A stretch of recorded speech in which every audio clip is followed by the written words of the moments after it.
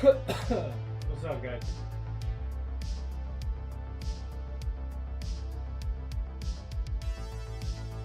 Good.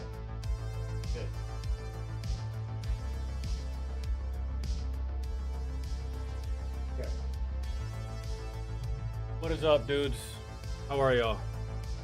Ashley, what's good? Captain Z. Yeah, how did you get here first? Good lord, girl. Fucking lightning fingers. Moose, what's good?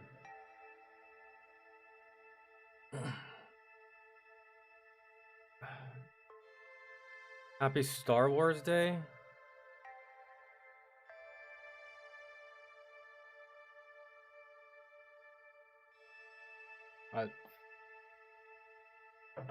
Why would you bring it up if you can't tell us, Liam? What kind of shit is that?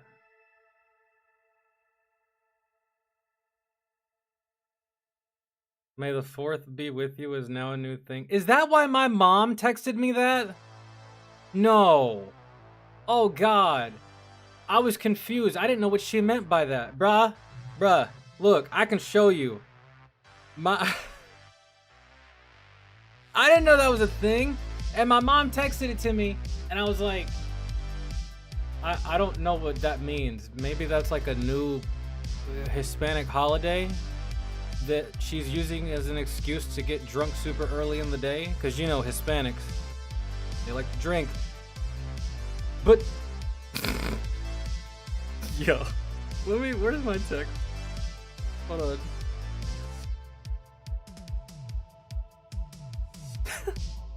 She said right here, te quiero, which means I love you in Spanish.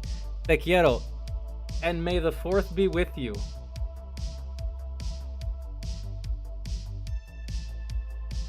I just now got that reference.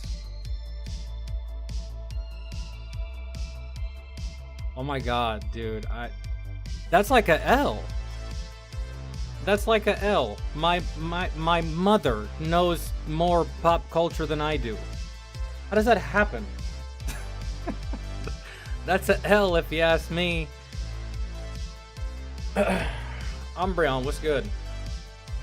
I was today years old when I figured out what the fuck Star Wars Day was. Yeah, I had no idea. That's crazy.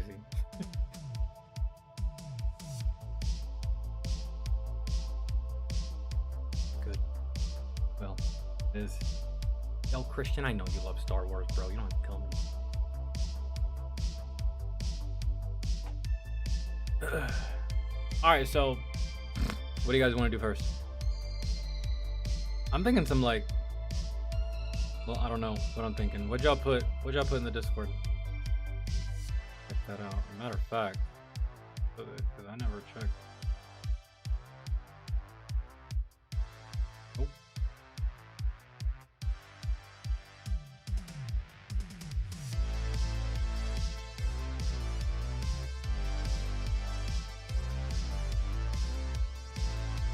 Oh, glasses on. Oops.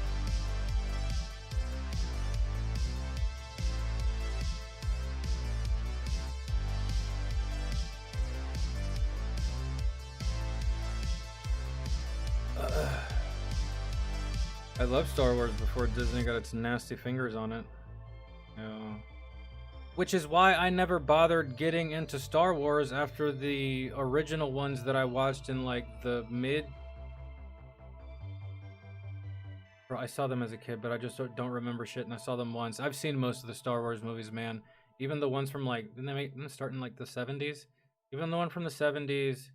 And the ones from the 90s, and like there was a few in like the early 2000s. I remember a really good Star Wars movie coming out at the same time that Spider-Man did, the one with Tobey Maguire. But you guys obviously know the Clone Wars, I think. You guys obviously know what we picked. We all picked the same thing. Don't lie to me. So yeah, I watched all that up to that point, and then I started to hear the fandom. Not just one people, dude. Not just one person. Not just two people. Not just like a small Discord. Not even a big subreddit. Dog. Everyone was saying how much they hated Star Wars. it was damn near almost unanimous. And in my head, I'm like, you know what? I'm gonna listen to the majority on this one. I'm not even gonna get involved. And legit, bro, I haven't seen The Force Awakens. I haven't seen The Force Awakens 2. I haven't seen any of the spin-offs. I haven't seen nothing. Or let me rephrase it. I haven't seen anything. If y'all can hear a squeaking chicken in the background, that's my niece, man. I'm keeping her out of here for the purposes of doing this stream, but I can't keep her from being annoying as shit outside of these walls. So if y'all hear a chicken in the background, it's her. And I'm sorry, and I can't do anything about it. 9 hours on my feet from 07 to 1700. Shit, dude, I was up at that very same time. I was up at the same time as you. I had to go to VA today. It didn't go good. Well, it went good after, like, when I got home and started making some calls. But as far as, like, I don't know, anyone inside of that office making me angry, it didn't go.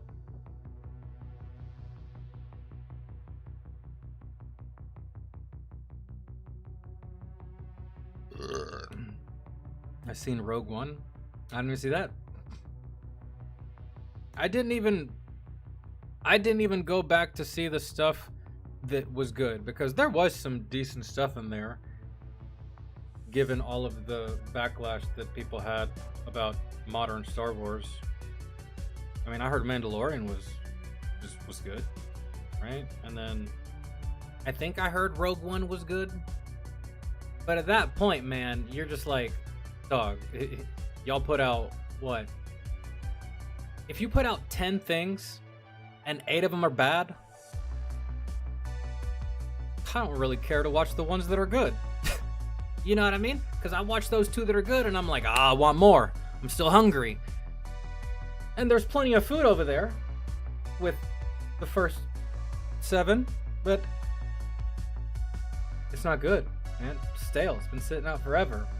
I just saw that guy pick his nose and put his fucking hand in it. I don't want to eat anything else off that plate. That was like my whole logic behind it. I just could, man. Kind of like whenever, because I never got into Game of Thrones initially. I just missed that whole wave. And then the last season of Game of Thrones happens, and I see the entire community pissed. Pitchforks. Ready to burn it all fucking down. And in my head, I was like, well, I was going to watch the show eventually, but what's the point now? Watch 7 seasons only to be massively disappointed in the 8th? I'm good. Why? Why would I do that to myself? Yo, what's good? Hopefully y'all are having a good Monday. I think we should lead off with some Fat Electrician. What do y'all think? There was one that came across my feed that was it had to do with dogs, and I love dogs. So I feel like that was just an easy choice, because I don't think we have anything in the Patron section, and if there is, I don't think the people that requested those are here. But I feel like we can't go wrong with Fat Electrician. There was also a couple of videos that and you know what, I probably shouldn't, because I just really do feel like it's just gonna do nothing but irritate the shit out of me, because I hate this kind of person. But I'm so intrigued, dude, like a moth to a flame. What is it? Where is it? Nikki uploaded it. Came across my feed. I was like, I need to watch this. Oh, where is it? Was it an older video? No, because I just watched that one. I thought it was brand new. Oh no, it is, like 2 weeks ago. Military wife ruins Marine's career in 1 week. I told my little brother, man. My little brother's 14, and he's starting to show symptoms of wanting to join the service when he graduates high school. And I told him, I was like, brother, if you go into the service, which I'm not gonna lie, I gotta be super honest. On the inside, I hope he doesn't. But if he dies, but if he does, I told him, Do not enter that career with a lady at all. Girlfriend, break up with her. You're not going to be married at that point, so... And this isn't like one of those, like, don't take sand to the beach type situations. It's just, don't take something into an already difficult job that could only just make your life that much harder. And especially at that age, where I'm telling you, do not fall victim to these fucking boot chasers, bruh, because they will ruin your whole fucking existence.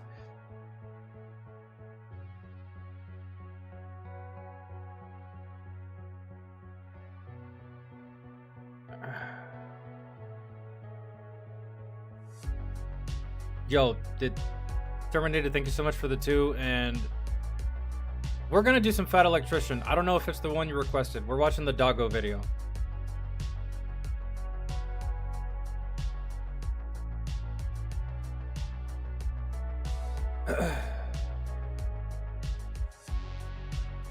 Oh, Captain Z, you're here.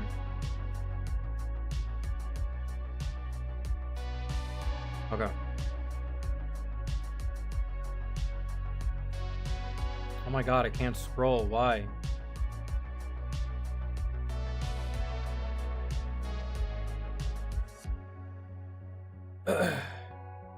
Wait, Ashley, are you talking to me? How did you get that from one comment? What do you mean? What comment? Are you talking about that?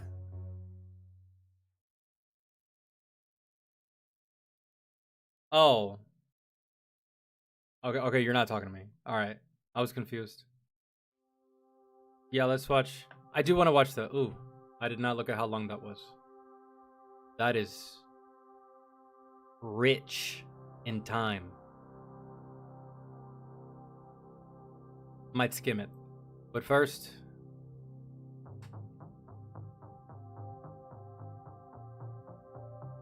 I say it in Spanish, but I gotta be honest, I don't remember how to say the word electrician in Spanish.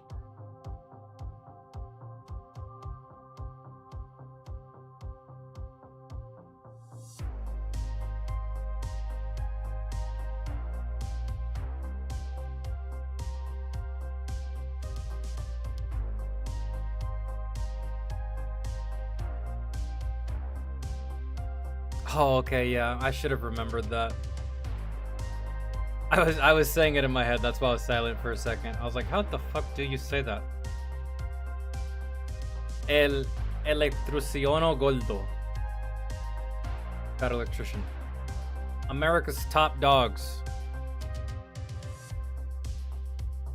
Look at the small one. Is that really him? I want the small one on the left. I don't know, I thought you were telling me for real. I legit can't remember how to say it. I thought you were teaching me there for a second.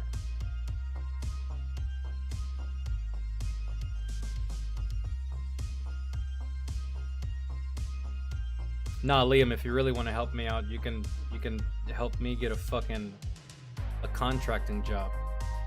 Because, I mean, I did notice this when I was younger, but it is so apparent now that we're never going to stop going to war with people, and contractors are always going to be a thing.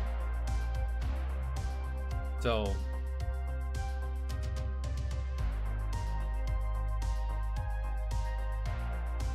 you ate 2 shrooms today and you don't feel anything? That's a sign that either those shrooms suck ass and are doing nothing, and you just ate something that tasted terrible for no reason, or it is an extremely delayed reaction, which I'm no stranger to.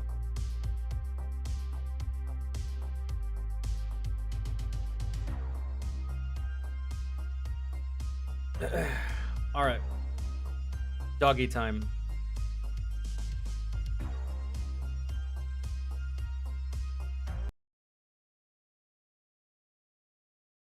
I don't know. I've never had like legit shroom. We haven't done an animal video in a while. I've never done legit shrooms. Someone gave me shroom pills once upon a time, but Let's be honest. It came in pill form, man. It is. If your guess was that it was bullshit and did nothing, you guessed right. Yeah. So I'd like to say that shrooms did nothing to me, but shroom pills just seems kind of bullshit to begin with. So I've never tried legitimate shrooms. I want to one day. Uh, I definitely don't think I'm fucking immune to that like you are. I just think you got a bad batch. Not even a bad batch, just an inoperable batch. Commander Smushy, what's good? You were right on time, bro. We were about to watch America's Top Dogs. Sergeant Stubby and Chips. And why doesn't... Oh, is Chips also a sergeant? That's why both Sergeant Chubby and Sergeant Chips. Yeah. Dude, the one on the left is my favorite already. He's a cute little bastard.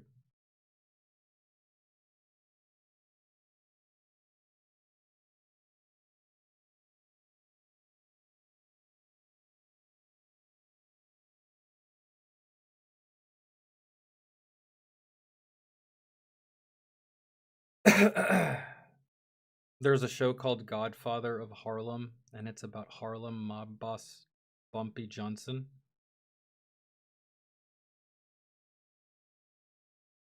You're currently watching that, Christian? That's kind of wild because that's like so way out of like what I'm used to hearing you tell me that you watch.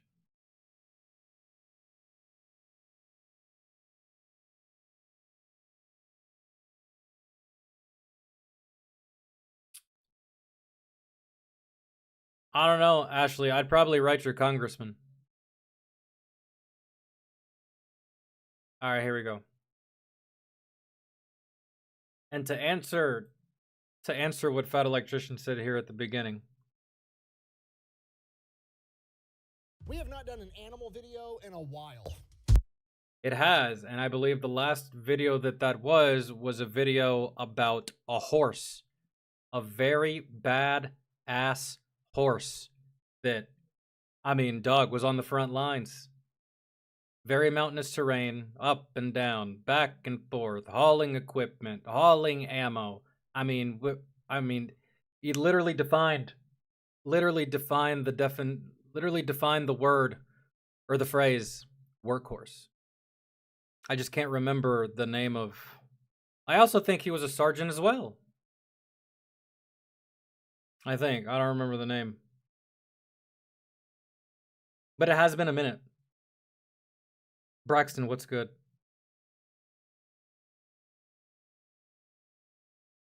Sergeant Reckless. That's the horse. Yeah. Oh, and the devil duck. We did that one. I just can't remember if we did the duck one before the horse or the horse before the duck. Either way, yeah, these types of stories, they don't come around often. Because we're dealing in animals. And lots of times,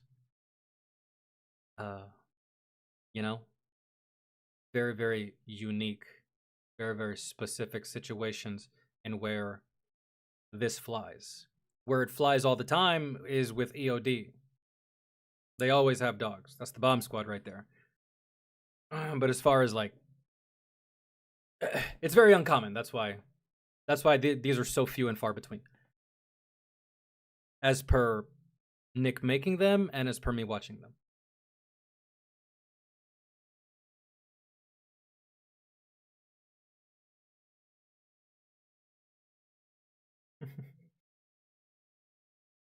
If that duck was still alive today, I wonder what his thoughts would be on the Aflac duck. Because I guarantee it would go something like, really? I almost die for this fucking country, give my life, I sacrifice, I bleed. And look at this turd bag having everything spoon fed to him, saying Aflac. Oh, I'm cool. I can say one fucking word. I saved the country. I can imagine he would feel so angry. Man, fuck that duck. That's where I should be. At least I would love to think that would be his sentiment. Like, man, I gave it all. Look at this piece of shit. He doesn't even deserve it. I should be the fucking spokesperson.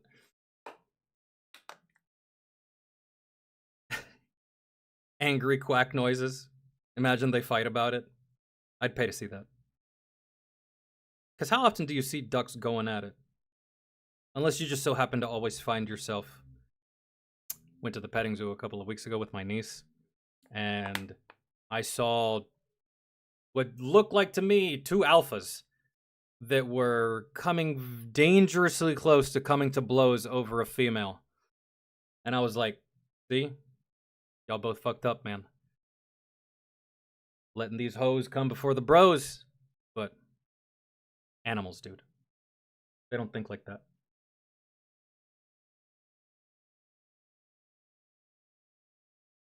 Your money is on Devil Duck because he has duck fighting experience? Of course. And I mean, the duck, I think they fed the duck alcohol, didn't they? The duck smoked cigarettes, drank alcohol, played cards. I mean, it was just a hell of a thing. The only, you know what I would have done if I was those Marines? I would have petitioned to have a female duck flown in. It's only fair. All these Marines are getting laid and getting drunk and having a good time. Let's fix up our boy. I would have at least brought it up. Chain of command probably would have said no. Like, soldier, are you high? No, I'm just like, I want to do something nice for the battle buddy. I mean, he was in the shit with me. Come on, sir.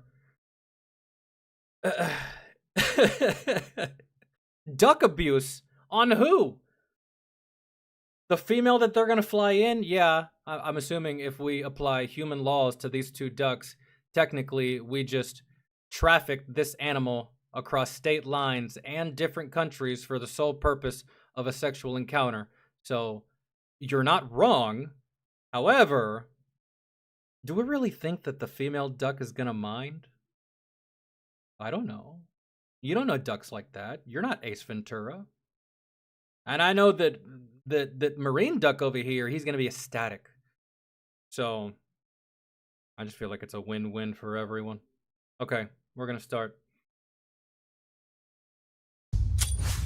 Today we're talking about America's top dogs, probably the most famous American war dog of all time, Sergeant Stubby from World War I, and America's most decorated war dog of all time, Chips from World War II. Now, this is normally the part of the video where I have like some hook to draw you into the story so you want to stay and watch the entire thing, but Man, we're talking about go. Fuck it. I'm not gonna do that because let's face facts. I'm talking about adorable guided missiles with teeth, and I know you're gonna stay anyway, so let's just get the ad out of the way and move on. This video is brought to you by Supremacy World War III, okay? We've covered this. I'll stay for the ad. I have ducks. The females don't seem to enjoy it.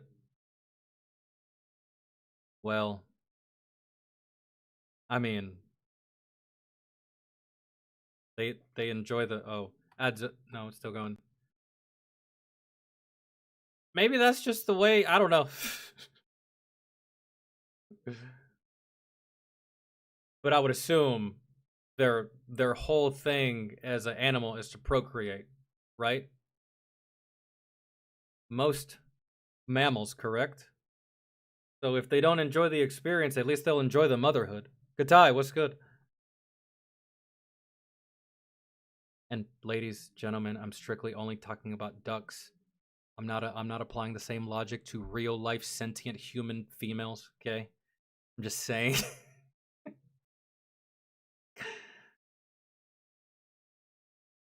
I don't think she enjoyed having her eye poked out either. Okay, well, listen. We just bring a flock. You know what?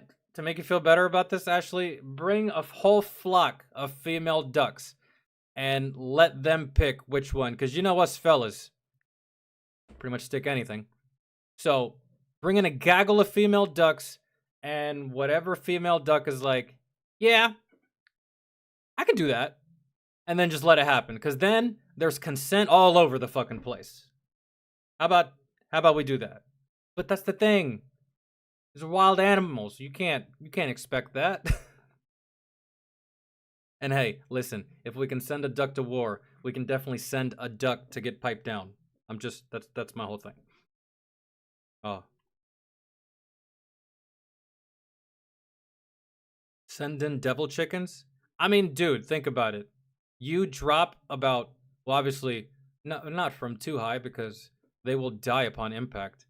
And I really don't suggest we spend money on parachutes for these little fuckers. But imagine you drop in like a metric ton of roosters on the enemy. Man, I wouldn't know what the fuck to do if you dropped 200 to 300 pissed off roosters on my location, on my head.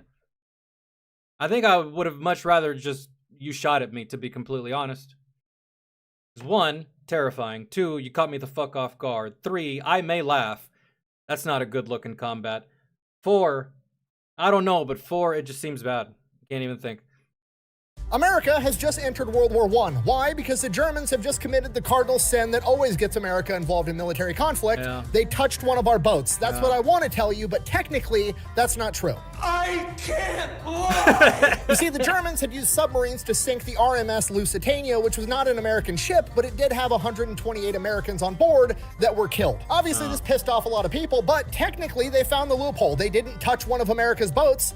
We can't go to war. Them's the rules, apparently. So That's Woodrow it. Wilson... You just so happen to have Americans on it, which kind of a good loophole, but in my experience, anytime you try to use a loophole against America, they're going to find a way to slap you across the face anyways. And just like gives them a stern talking to and is like, hey, don't do that anymore. And then Or that.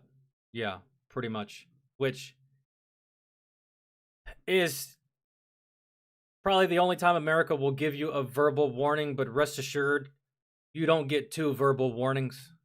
nothing happens. Okay, that was in 1915. Okay, fast forward 2 years later, 1917, World War I has been raging on for almost 3 years at this point, and America still has yet to be involved. Great Britain comes to the American government and they're like, hey, we intercepted this telegram between Arthur Zimmerman, who's representing Germany, and the Mexican government, and this telegram basically says, hey, Germany's gonna start blowing up American ships again, which means America's probably gonna join World War I. When that happens, do you wanna go ahead and go to war with America also? Then you could retake You cheeky fuckers.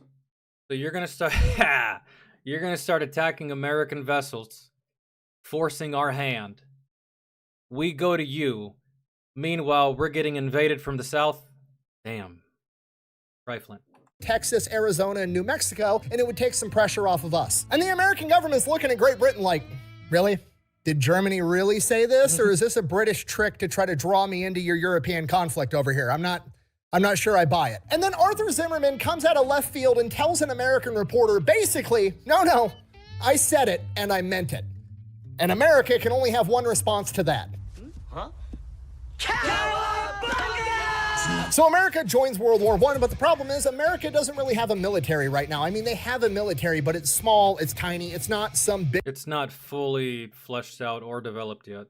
Not as it is right now. big force that they're going to send over into World War I and have a meaningful We all know impact. this. So they have to raise and build a massive army. To do this, they start training people to join the army wherever they can, including I'm sorry.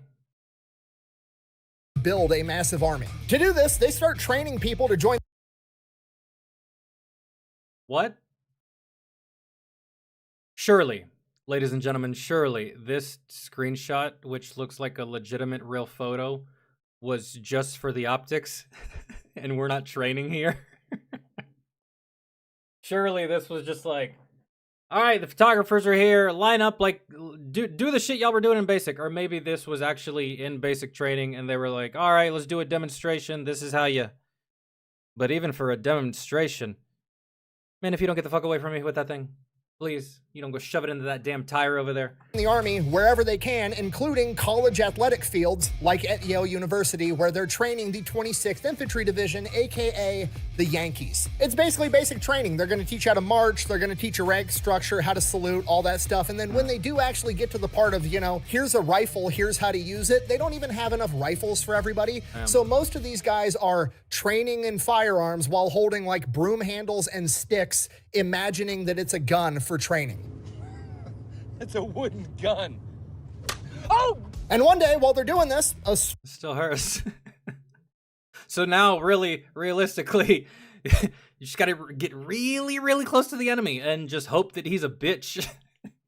stray dog shows up. He looks like, some type of dog, looks like a bull terrier. He's got the cut tail, so obviously he has some kind of owner somewhere, but it's a dog. They're petting the dog. They're hanging out with the dog. They don't really chain him up or put him on a leash or try to keep him because he's missing his tail, which implies that he has an owner or somebody that cares about him, but the dog just kind of never left. He just kept hanging out with the guys of the 26th. Heard you boys were recruiting. Y'all looking for a mascot? I'm available. Infantry Division. And then eventually Corporal James Conroy becomes the dog's caretaker, names him Stubby, and he becomes the unofficial mascot of the 26th Infantry Division. So now Stubby's just hanging out with the boys while they're training all day on Yale University campus, and eventually he starts trying to do what all the other guys are doing, right? He's one of the boys, he's one of the homies, so he starts marching in formation with these guys, and eventually he figures out how to salute, and not just like on command like it's a trick for a dog. Stubby can salute on command, but he can also figure out like, if an officer walks in the room and everybody else stands up to salute, Stubby sits down on his butt and then raises his hand to salute also. He salutes anybody that salutes him. And this goes on for months. Just Stubby's one of the homies. Everybody loves him. And then by September of 1917, it's time to ship off over to France, at which point, obviously, they're not going to be able to take this dog with them. Man, I couldn't be in this unit because that means I'd have to leave the dog. You know what? The dog comes with me. I can't leave him behind. I'd always be with this. Falcon, get away from the dog. Dude, we're not even doing anything right now. So Corporal Conroy has, the Disney kids movie moment of like, go on, boy, get out of here. I can't take you with me. They then all hop on the train, and then they're going to take that train out to a naval yard, get onto a ship, and then head off to France. And Stubby didn't listen. He snuck onto the train as well. So now Stubby's at this naval shipyard with him, and the guys of the 26th Infantry are like, we can't just abandon him here in unfamiliar territory.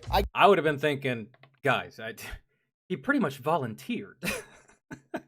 Guess he's coming with us. Now the problem is the Navy's not about to let a dog onto their ship. At least the chain of command of the Navy's not about to let a dog on their ship, but it's a big ship. You can keep him hidden long enough. It's fine.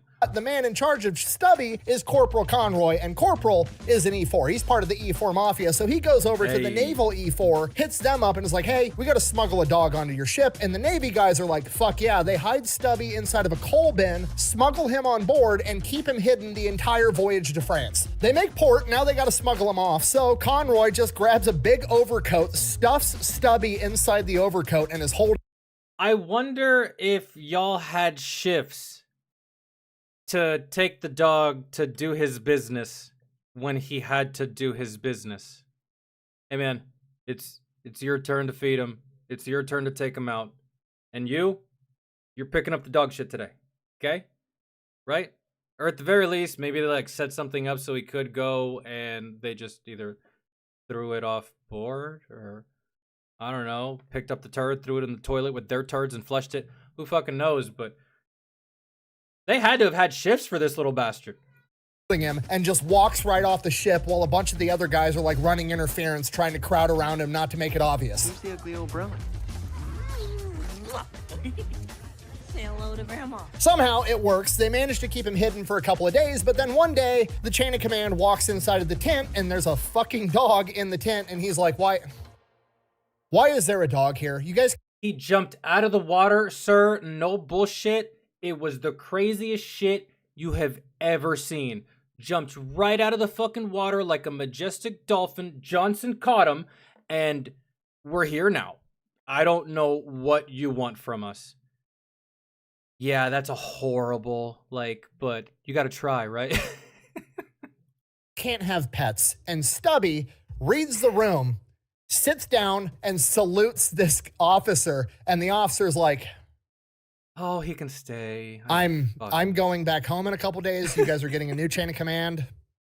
I'm just going to pretend I didn't see this. And he leaves. A couple more days go by, and the new chain of command shows up, and the word on the street is he's a complete hard ass. His name is Colonel John Parker, a.k.a. Gatling Gun Parker. Yeah. You can be the baddest dude on the planet. My dad fancies himself a hard individual, too, but he's got himself a little rat-looking dog this fucking size. My dad's always talking about how he doesn't like animals, how he doesn't like dogs. Get the dog off the couch. Blah, blah, blah, blah, blah. Stop touching me. Stop licking me. Get off my leg.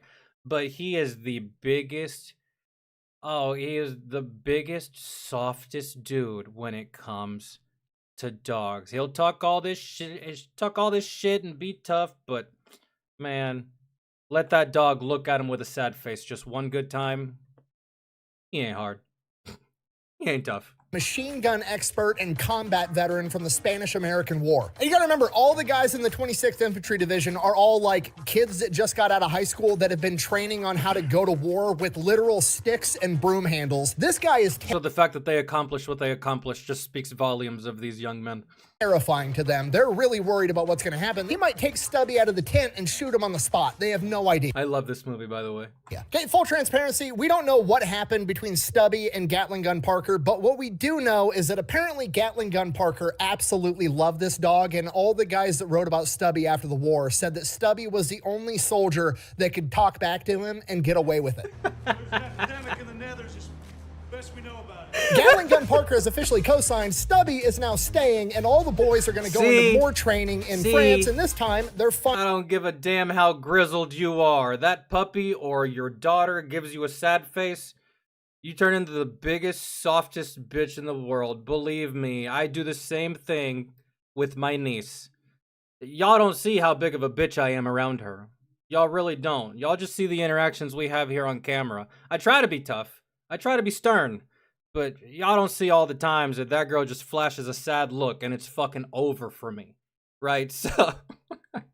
finally actually going to get guns for the first time, which also means Stubby is also going to be subjected to gunfire for the first time, and the first time he hears guns go off, doesn't even flinch. Which on one hand is really impressive for a dog, but on the other hand, that's Stubby's entire MO. I'm sure the first time a gun went off, he just kind of looked around like, okay, the boys aren't panicking. I'm not going to panic either. This is normal. Moving on. Yeah. After they finish training, they get shipped off to the front lines, and Corporal Conroy gets selected for recon duty, meaning he's going to be the one sneaking around the front lines, trying to get eyes on the enemy, know how many troops are where, know where the enemy trenches are, absolutely everything, and Stubby's going with him. Okay, now, a couple things happen during this period. Stubby comes to understand, okay, Germans are the bad guys, the ones that smell like sauerkraut and speak German. Got it. He knows they're the bad guys, but because he's on recon duty with Conroy, he also goes all over the place. He's not just standing in one trench around the same 5 guys all the time. He's getting shown off to all of the Allied forces. So now pretty much everybody knows about Stubby. They know who he is. Everybody loves him, but he also gets exposed to French and British people, and Stubby fully understands who's French, who's British, who's American, who's German. He knows who all the allies are and who the enemy is. And he knows that the Germans, as far as he's concerned, are the bad guys. This goes on for a little while, and then on March 17th, 1918, Stubby has his first run-in with mustard gas. Now, according to the popular story that you see reiterated on like Wikipedia and a bunch of articles, allegedly Stubby was wounded by mustard gas and ended up in the hospital. As far as And you know, Sergeant Stubby has a slight degree of plot armor because you gotta remember, he's a dog.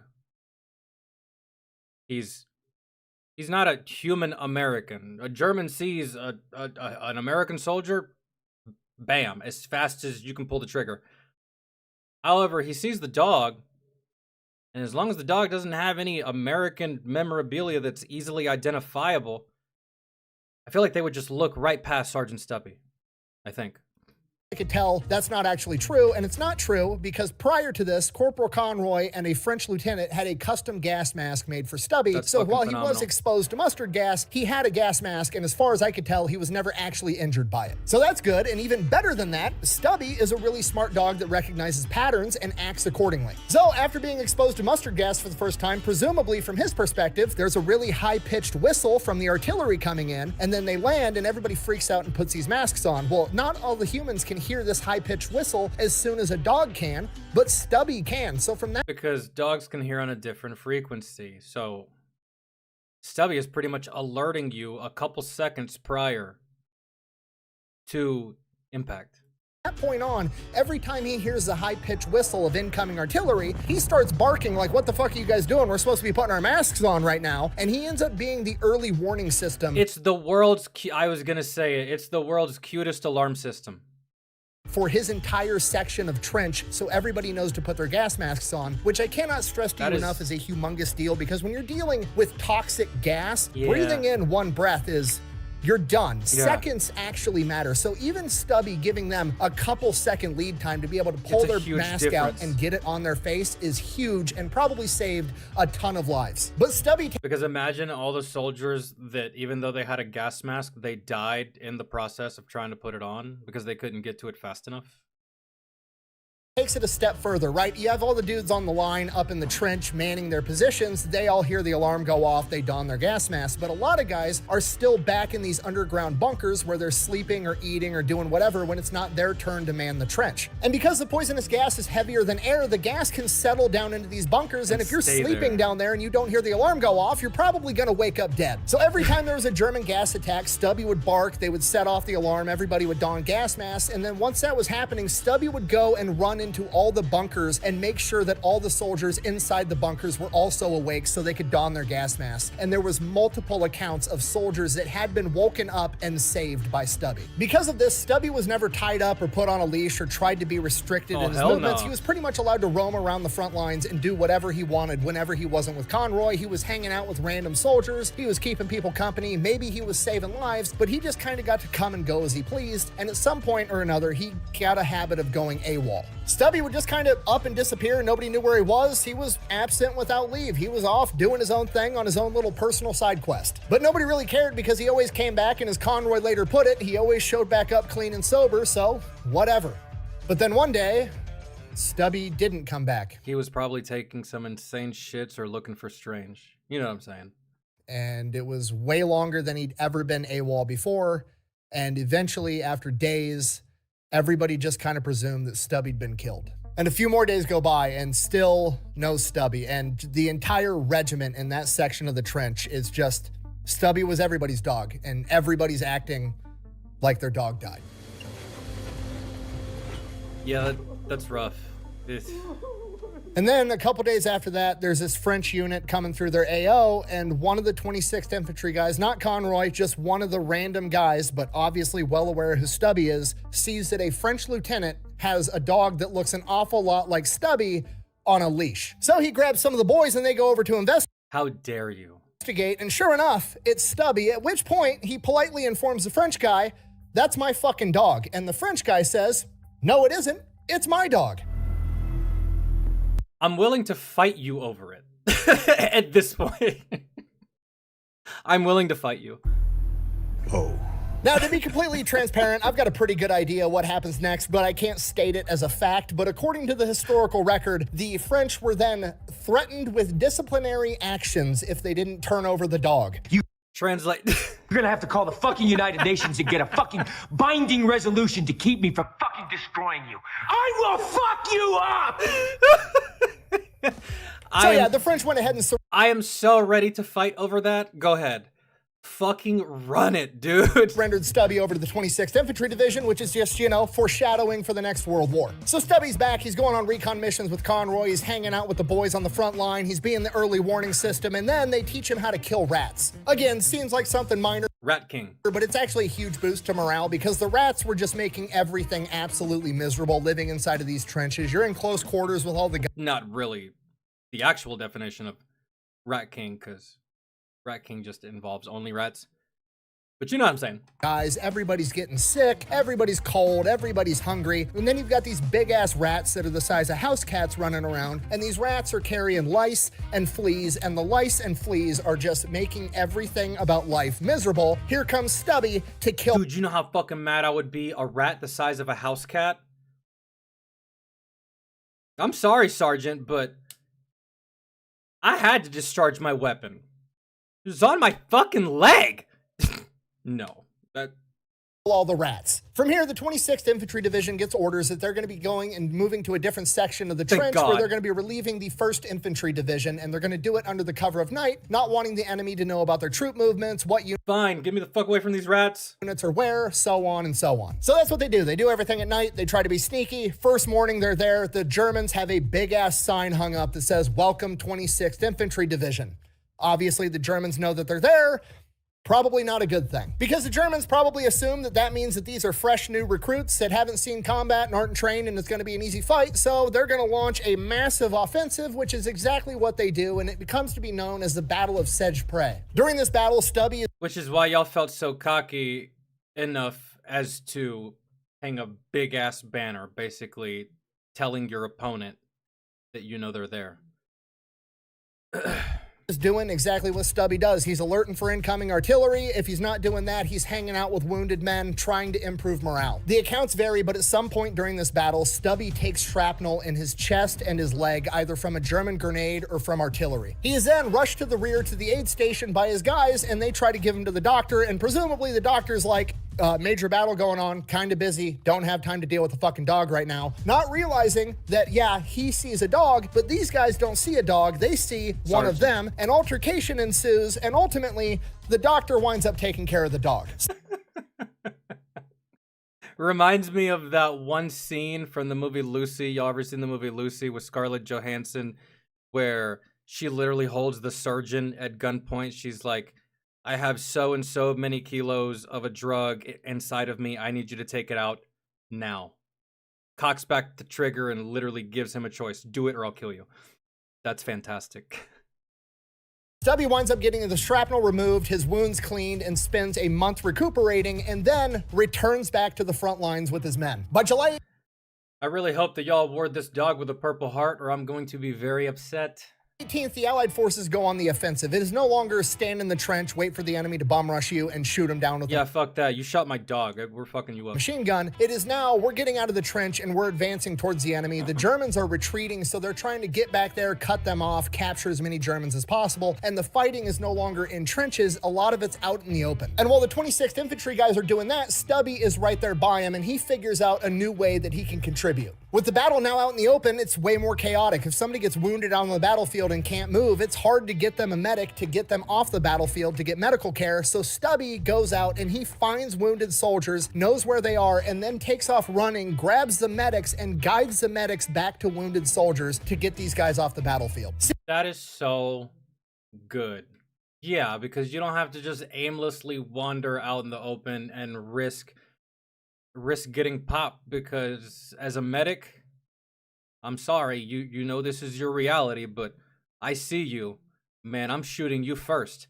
Because yeah, I can kill like 2 or 3 infantrymen, but if I can kill you, I've essentially cut off more than just 2 or 3 infantrymen from medical aid, and that's a bigger casualty count, I feel. Because in combat, one of the biggest killers is blood loss. So this dog is fucking phenomenal. Seeing and presumably understanding that the Germans were hurting all of his homies, Sergeant Stubby grew to really not like the Germans, and when the battle wasn't raging and he wasn't saving his guys, he was being on guard duty helping escort German prisoners from point A to point B. Eventually, for the... And Sergeant Stubby shows so much professionalism because at any point he could have devolved to his most basic urges, because at the end of the day, he's a dog, and tried to attack one of these Germans. Nope. And it would hurt too, getting bit by this fucker. I've been bit by a dog that size. It's not fun. So, yeah. Professionalism, restraint. I can't believe this dog had more professionalism than I did. First time in his life, they actually had to put him on a leash while he did it, because apparently, remember, Stubby knows how to march. He learned how to march with the boys back at Yale University. If the Germans weren't marching well enough, he would fucking bite them. Which, what an unfortunate situation to be in, right? Sorry, I was reading chat. Hold on. I was just giving praise about professionalism. Oh, hold on. Stubby knows how to march. He learned how to march with the boys back at Yale University. If the Germans weren't marching well enough, he would fucking bite them. Which, what an unfortunate situation to be in, right? Like, you just got... That's so phenomenal. Like, listen, motherfuckers, I don't care that you're POWs. We're gonna do DNC the right fucking way. You got me? I love this dog more and more. Got your ass kicked on the battlefield, you might be wounded, you just got captured by the enemy, now they're marching you along, and there's this dog being a drill sergeant that bites you if you don't march in cadence with all your other wounded buddies, and the normal human reaction... That's just demoralizing. I honestly think I'd rather have the shark attack, because It's one thing to disappoint your drill sergeant. You're just gonna get yelled at. You disappoint this little bastard, he's gonna bite you on the ankle, and it might not hurt too bad, but it does make me feel a certain kind of way. Now that I'm thinking about, now that I'm thinking about it. To a dog biting you is to like hit it and get it away from you, but also it's the dog that belongs to all the dudes with guns that seemingly care a lot about this dog. So if I hit this dog, I'm probably gonna get shot. I guess you just gotta sit there and let the dog eat you. Anyways, he does that through the entire Allied offensive, and then eventually the 26th Infantry Division liberates a town called Chateau Thierry. While at Chateau Thierry, I would assume it's, you know, like you see in the movies, everybody's celebrating, they're drinking, they're partying, they're having a good time. The Americans showed up and liberated us. The Germans are gone, we're free again, hooray. And then the Germans decided to launch a gas attack, but Stubby was there to alert everybody and saved a ton of people in this town. And because of that, the women of Chateau Thierry made Stubby a jacket to thank him. And that is the jacket that you see him wearing in almost every picture. From here, Stubby and the 26th He's like, the ladies love me. Infantry Division partake in the St. Michael Offensive, and then they are in the Battle of the Meuse-Argonne, the last big battle of World War I. On September 26, 1918, the very first day of the Battle of the Meuse-Argonne, Stubby is going about his normal duties, doing Stubby stuff, when he notices a German. By himself? And he doesn't have a Now, gun? to be fair, it's debated as to whether or not this German was in a German uniform or if he was in an Allied uniform, but I don't really think it matters. Dude, dogs know. And I'm under the impression that dogs, they can tell if you're a piece of shit. For real. I feel. Dogs get certain vibes from people, and not to mention, probably smelled like fucking sauerkraut. You know their smelling senses. I don't know.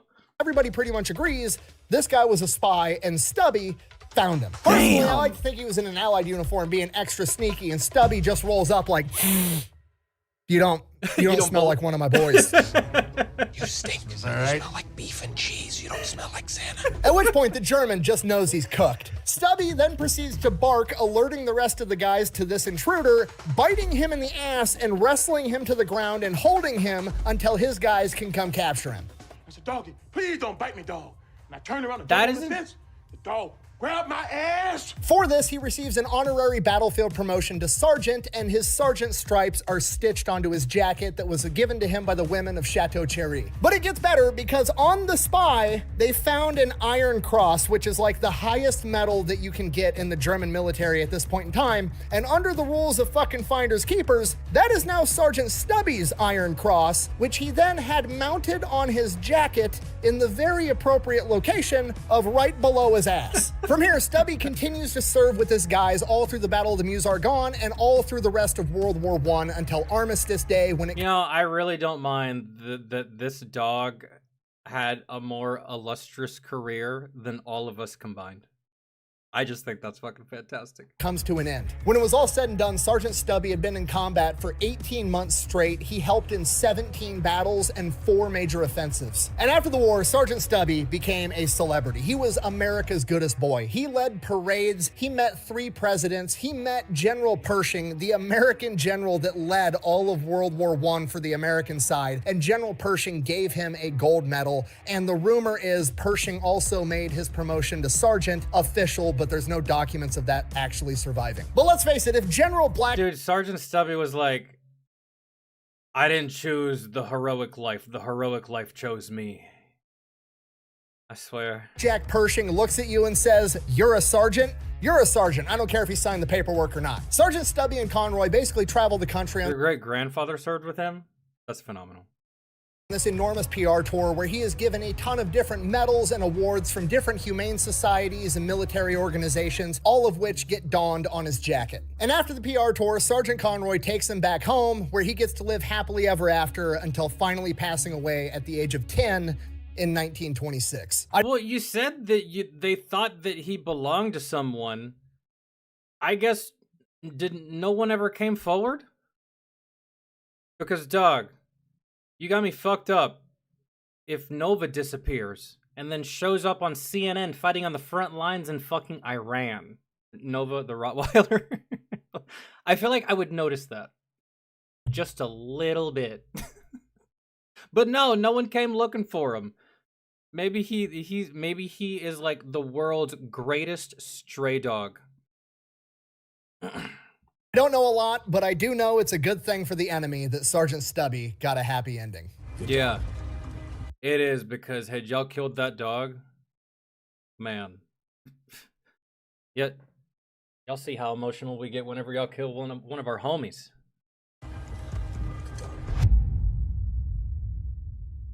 Chips. And now, All right, next dog. But I'm gonna go. I'm gonna take a smoke break just to break this video up a little bit.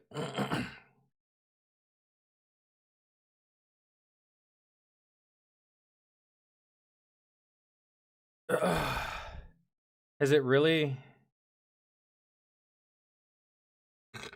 Oh man.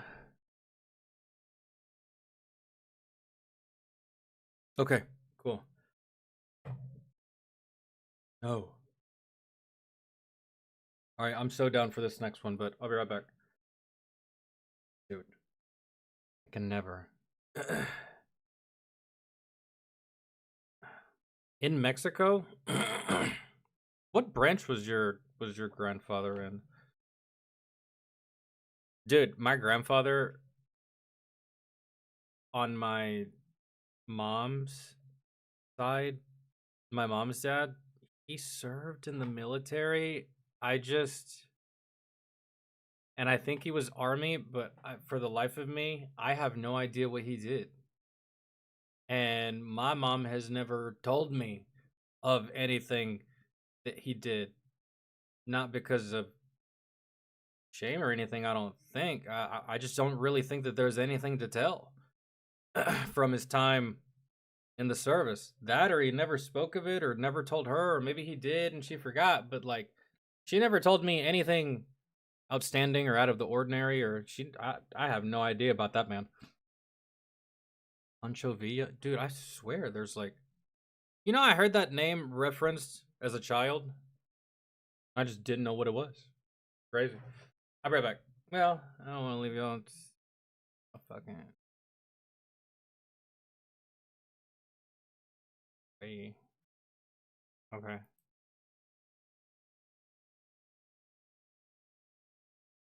Oh, God.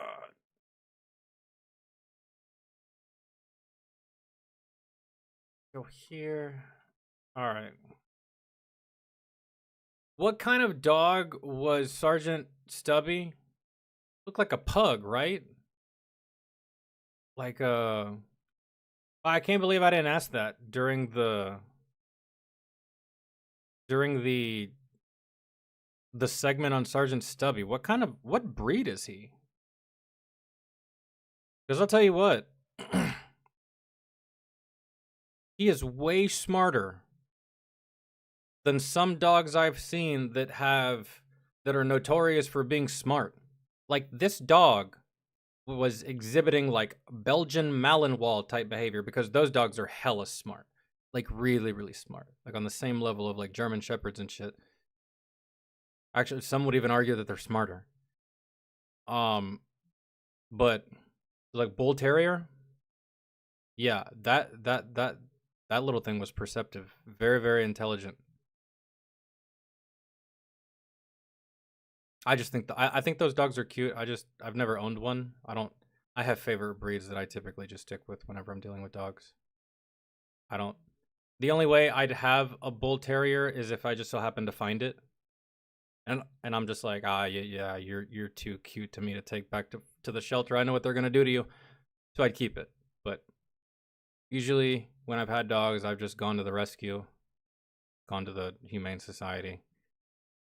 And the times that I have, I picked up dogs that were on the verge of getting put down, really, for the most part. Not like super old dogs that would just probably like end up having like a 7 years left on their lifespan, but I feel like I skipped whatever I was looking for. It's gonna be real loud, so be fucking aware. Stop it! Nice to like. Alright, I'm gonna do that. Okay. I'll be right back.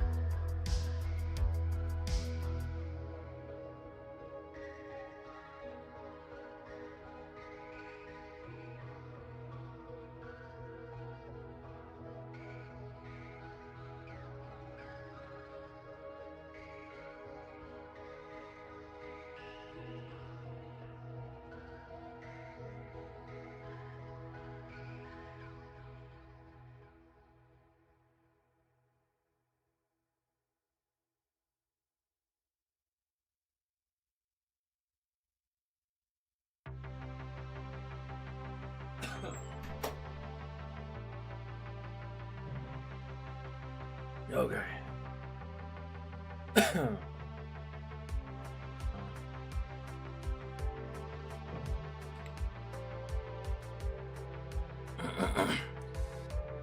Even cats served in World War One. Both are awful to have to deal with. We never got fucked with by dogs when I was deployed. It's very interesting that like this dog basically got acclimated to everything that the soldiers were getting acclimated to. So if they heard gunfire and the soldiers didn't flinch, he didn't flinch, right? That was not what I noticed with the dogs when I was deployed. The dogs over there, dude, they were so skittish about everything. Very, very skittish. Not so much like the younger ones, closer to the puppy side than adulthood, but your average teenage to adult dog, very skittish motherfuckers, man. About everything, and not just us, locals, because they don't deal with their animals. Dogs are not pets to them, like they are to us. So that's one thing I noticed. I was like, man, you would think that after all this time, they would kind of like just be used to all this. Not really. Cats just helped with the pest problems in the trenches. Oh yeah. But still, imagine you're in the heat of the battle. You're behind cover. You're like on this little berm. You're shooting at the enemy. You're laying down some suppressive fire. Everything's going good. Firefight's going according to plan. And then bam, out of fucking nowhere, you start getting mauled in the face by a feline. And if you're not carrying a sidearm, good luck trying to shoot this bitch that's on your face. You're not gonna turn your weapon like this to try to kill the cat. That's stupid. You fucking kill yourself. So you either have to fight the cat, or I hope you have a sidearm. But even then, you're discharging a weapon that close to your face, and you're hoping not to hit your face with this rabbit fucking thing latched onto you, and that's not a good day. Now that I think about it. Nah. That seems terrible. Would it make a big impact on the overall war? No, it wouldn't. But everyone would remember that one guy that got fucked up by a cat that came from the other side. Madness. All right. Sergeant Stubby is in the books. Now it's time for Sergeant Chips. For my personal favorite, Chips. So my World War II Personal favorite? I don't know, man. Sergeant Stubby was man, he was a tactician. He was the best utility you could ever have, that you could ever dream of. Man, free of charge. He just decided to come with you. So let's see. As far as dogs goes, the American government had learned its lesson. Dogs are pretty fucking handy to have around and to give to the grunts, and they can do all kinds of stuff. So in World War II, they had a war dog program. Basically, the American government came out and just asked the civilian population, why do we still not have this program? That's the real question. Again, man, in my time in the service, and I still think that it's like this today, EOD. That's about the only people you'll see. We weren't even allowed to have dogs, man, at all. Same as these guys back in the day. We couldn't have dogs in the tent. We couldn't have dogs on the fob. We couldn't have dogs anywhere in the area. You can have your personal dog. There was a very, very sad story involving my platoon and a dog with two of our soldiers. One was a medic. The other one was my first line supervisor, my direct leadership. My sergeant, my E5 NCO, and it was rather unfortunate. For help. They're like, hey, we need dogs to go to war with. If you've got a good working dog that's like 1 or 2 years old, bring him in, get him checked out, and if he qualifies, you can donate him to the war effort. And one of the dogs that was volunteered for service, I don't know, man.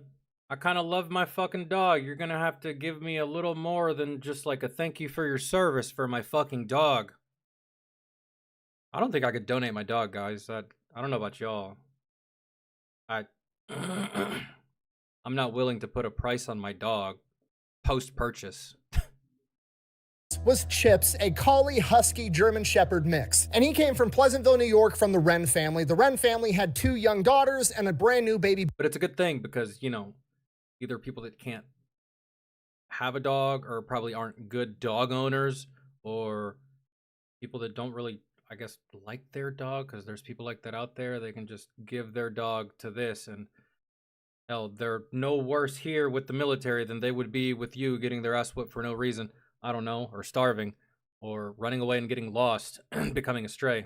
Boy John and the 2-year-old Chips, and Chips was super protective of the kids. He was a great dog. He would also chase off the mailman every time he tried to deliver the mail. He was wound a little bit tight, but he was a puppy. He was everything the United States military was looking for, so the Wren family reluctantly offered him up for service. So in 1942, Chips gets sent off to Virginia to go through sentry dog training. Basically, he's going to be a guard dog for military bases overseas. He graduates from training, and then he gets assigned to a handler, a guy by the name of John Rowell. As far as being, you know, a sentry dog, a guard dog on a military base, not really what goes down, because Chips and Private Rowell wind up getting attached to the 3rd Infantry Division as they're getting ready to make their amphibious landing into North Africa for Operation Torch. Yeah, Chips' first day on the job is to make an amphibious landing into combat in North Africa, literally the spearhead of the entire Allied forces. They make the amphibious landing, goes as good as it can. Bro, and Chips just steps out and he's just like, this is cool.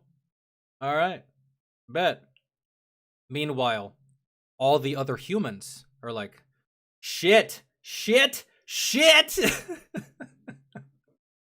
Obviously, the bullets and the explosions scare the shit out of him at first, but he gets used to it. Never they mind. advance 300 yards inland, and then He got used to it. Private Rowell, Chips, and the rest of their platoon gets pinned down by an enemy machine gun nest with 2 machine guns in it. It is at this moment that Chips decides that he's going to do some gangster shit. He rips the leash out of Private Rowell's hands and runs straight towards the machine gun nest. Ready, guys? Let's do this. Leroy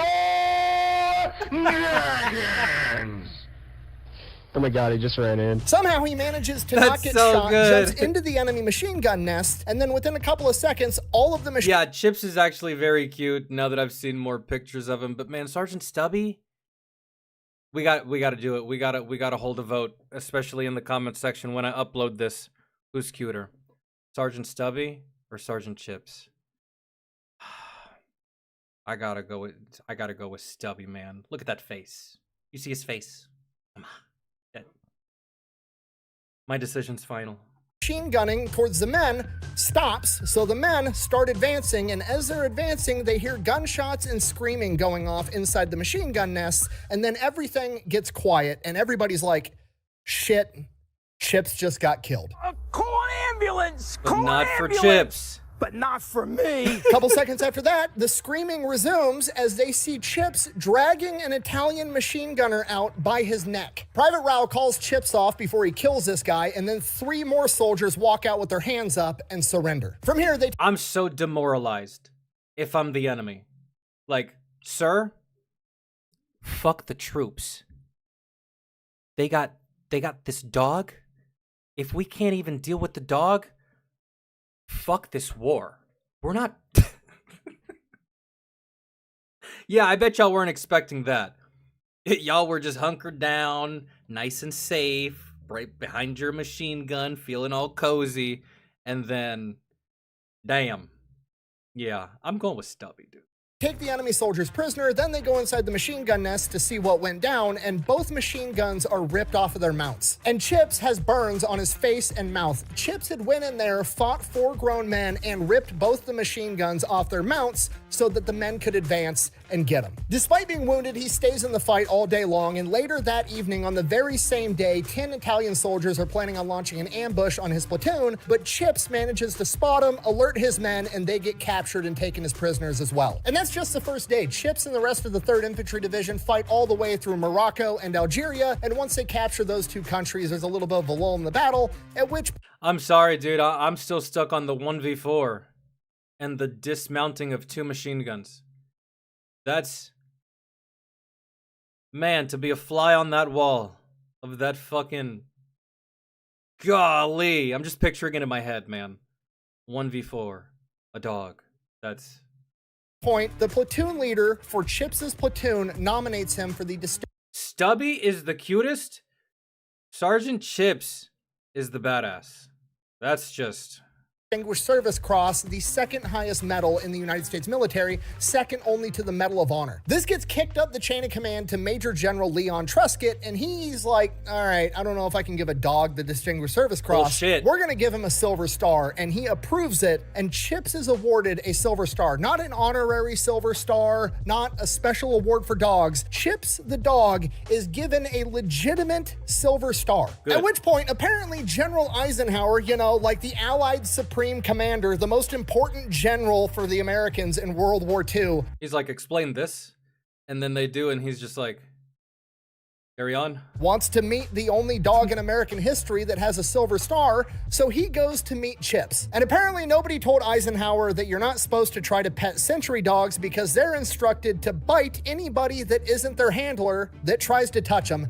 He nips Eisenhower on the hand. Luckily, Eisenhower's cool about it, and actually to this day at the Eisenhower Presidential Library, you can go there and schedule a time for your kids to take a 50-minute class on military working dogs that highlights Chips, and there's even a coloring page and a section in the course that highlights that time that he bit the future president on the hand. What are you drawing? It's just a goodbye card, that's all. It's sweet. After that, the United States military is getting ready for the Casablanca Conference, where FDR, Winston Churchill, Eisenhower, all the bigwigs are going to meet in Casablanca. They're going to have a meeting, figure out how the rest of the war is going to go. Obviously, security is going to need to be pretty tight. They're going to want their best guys and their best dogs on the job, and there's only one dog in American history that's got a fucking Silver Star, so Chips goes to Casablanca to guard the president and all the other bigwigs. That goes pretty good, and then after that, they get shipped off to Sicily, and while they're on the ship, they are on the ship with 4 other war dogs. 2 of them are boys, and 1 of them's a girl named Minnow. Okay, you gotta remember, Chips, he's a dog, but more importantly, he's a grunt. This dog is an infantryman that has been reincarnated into a canine, I'm absolutely positive. He's looking around like, I mean, we're not fighting, and I can't open a beer. There's only one thing left to do. You'll find What a hose at. Is essentially... So yeah, Minnow gets pregnant, has 9 puppies, 5 of which become unit mascots, and the child support. Oh no. the other 4 follow in their parents' paw prints and become military working dogs. And Chips officially becomes the reason that, at least for a period of time, all female working dogs have to be spayed before getting deployed. So Minnow gets to take the rest of the war off. She's busy having kids. Chips on... Listen, it's not my fault. You put her there. What was I supposed to do? On the other hand, goes into combat in Sicily, where he fights in the Battle of Salerno. After that, he is officially awarded his Silver Star in the field, and all of the guys in his platoon are like, holy shit, that actually worked. We need to write him up for a Purple Heart too, because he got wounded getting burns on his mouth from those machine guns. Oh shit. Yo, did Stubby get a Purple Heart? He should have. If he didn't, that's a shame. And they should correct that. But I don't believe I remember any mention of a Purple Heart for Stubby. I don't think. So they also write him up for a Purple Heart. So the paperwork gets sent in, and some paper pusher at the award committee gets so butthurt at the notion that they wanted to give a dog a Purple Heart, he decides he's not just gonna deny it, he's also gonna write a letter. Oh my God, she's gonna have a pitch fit. Oh, better yet, I'm gonna write a letter. So he writes a letter to FD. Not even the dogs are immune to the bullshit of the VA. You know what I mean? Sorry, I had to throw in that jab real quick. And the Department of War, and he didn't get a Purple Heart? That's a crime. Nah. Come on, dude. They should probably fix that. Basically throws a bitch fit that they gave this dog a Silver Star and now they want to give him a Purple Heart, and then leads a campaign to have Chips' Silver Star revoked. And unfortunately, he is successful. Chips is denied a Purple Heart, has his Silver Star revoked, and I think we'd all agree that this analyst from the award committee needs to find something better to do with his fucking time. I mean, seriously, if you want to be a Karen about everything, go be a president at your local HOA. Why would you take time out of your day during World War II, when you're in charge of giving out Purple Hearts, to try to revoke a medal from a dog who bum rushed? I think that It sounds like someone tried to join the war effort and the military said, nope, you're either not strong enough, not good enough, or not healthy enough. And he felt slighted that a dog was getting everything that he felt he deserved. Maybe, I don't know. Or is that giving him too much credit and we should just call him a pathetic fucking Karen? Either way, it's a bad look. Crushed an enemy machine gun position. Oh, well, he's a dog and awards should only be given to people. Fuck you. You know who that's why he deserved that award? All the men that didn't die from machine gun fire that because of the dog. You fucking brainlet. Recommended he get the award. Okay, who gives a shit if Chips is a dog? He did some gangster shit. He performed an act of valor. He earned the award. Give him the award. Just because he's got 4 legs and fur doesn't change the fact he did the thing to get the reward. Give it to him. Okay, I understand. It's probably very emasculating to have to go home after a long day of pushing papers around in the basement of the Pentagon and explain to your wife and her boyfriend that there's a dog over in Sicily that's got bigger balls than you, that's also accomplished more in 2 years of his life than you have in your entire life as a grown-ass man. But that's just the way it works out sometimes. Quit being a bitch. Also, I'm calm. Okay. Yeah, dude, thank God, because I was this close to going in, man. This close. And I was like, I really don't feel like breaking out into a fucking rant, but Nick has me covered. Woo! I was yay close on to going on one, man. But for what? The person that wrote this is probably dead or old as shit. What good am I gonna get? That's probably why he cut it. What good am I gonna get of roasting this fucker? But so Chips winds up fighting in frontline combat up until December of 1943. By January of 1944, he is taken away from frontline combat, given a new handler, and sent on prison guard duty. While there, he gets the nickname the One-Man Guard Company because apparently he could keep 60 dudes in check all by himself. And Chips performs that duty till the end of World War II. And before I truly believe that. Getting shipped back home to America, his platoon gives him an honorary theater ribbon with 8 battle stars for the 8 campaigns that he served in. Chips is then shipped back to Virginia, where he is given more.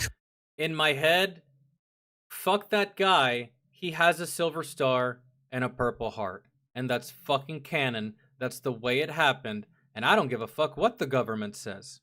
Or this little pathetic bitch boy that is crying about a fucking dog. He's got a silver star. That's fact. We're not conversation over. Training to help him readapt to civilian life, and then he is put on a train and shipped back to New York to the Wren family. The Wren family then meets the military escort at the train depot to pick up Chips, and little Johnny, who was only a baby when Chips was sent off to war, is now 4 years old. And can you imagine the excitement of a 4-year-old boy who has been told his entire life, you have a dog, buddy, but he's off at war fighting the bad guys right now, and he finally gets to come home, and you meet him? I think I actually found a picture of it right here. So little Johnny, at least at this moment, is probably the happiest boy on the planet. In addition to getting Chips, they got all of his discharge paperwork, and with that paperwork was a letter from Chips's last handler while he was in the military, and it reads as follows, and I quote, "We had quite a few nights on the same cot or bed or whatever we could get. He's the best friend I've ever had. No one in the world has a better dog than you." Also worth noting, his discharge paperwork, like his official discharge paperwork, refers to him as Mr. Chips, which I think is hilarious. The clerk at the Pentagon took one look at this dog's service record and put some respect on his name, and I appreciate it. Also, I know it's probably not true, but I like to think they gave him a full rundown of everything Chips did while he was in the military. And Mr. Wren's sitting there like, okay, buddy, let's see what you've been up to. Did you give him terminal leave? I hope so. Okay, day 1, dragged a grown man out of a machine gun position by his neck, forcing him to surrender. Okay, forced. Are these the events as you recall them, Mr. Chips? Meanwhile, Chips.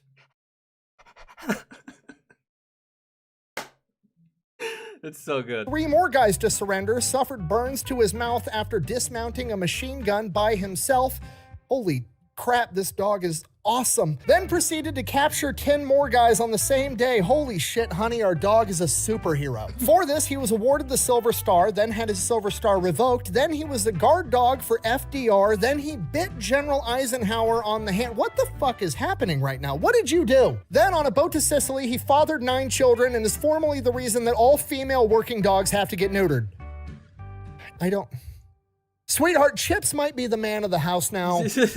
I'm gonna go mow the lawn. Wren family goes back home. Chips is home now. The family's reunited, and Chips is the best dog ever. And then one day, little Johnny, wanting to show off his war hero dog, decides to dress up in a little army uniform with a little belt and a little toy revolver and a hat, and he's strutting around town. And one of the neighbor kids comes running out of his house with a cap gun, pointing it at little Johnny right in front of Chips, pulling the trigger. And Chips sprints at this kid and rips the gun out of his hand. Doesn't hurt the kid at all. Just takes the gun away, scares the living shit out of this kid. He takes off crying, runs home to mom. The mom gets all pissed off, saying that Chips is a dangerous animal, but there was never any other sign of aggression that Chips showed towards anybody. And that, ladies and gentlemen, it seems to me that that was just a classic case of PTSD. Hey, he's a veteran. What do you expect? Kid didn't get hurt. It's fine. Thank God. However, maybe on a leash next time. If we're going that deep into public, you know?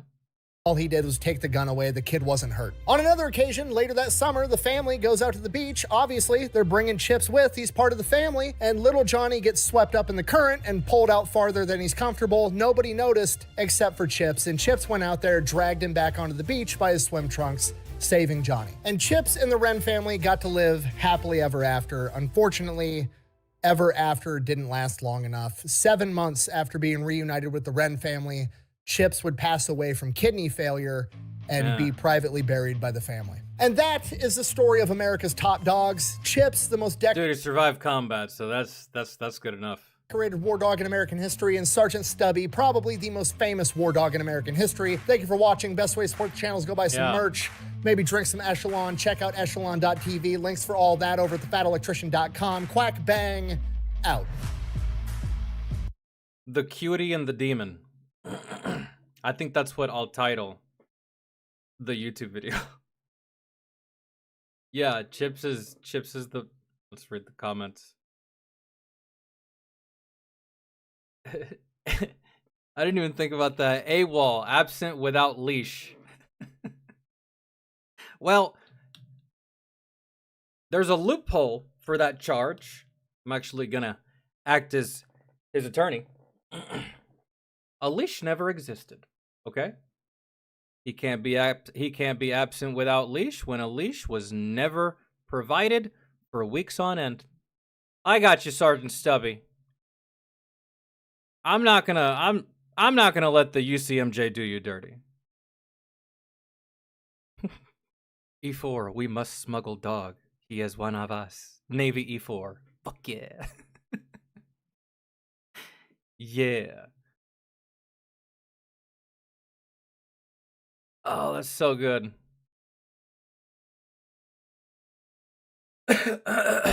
All right.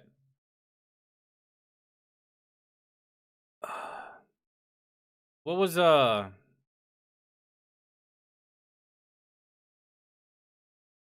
was a fun one. We need more videos. We need more animal videos.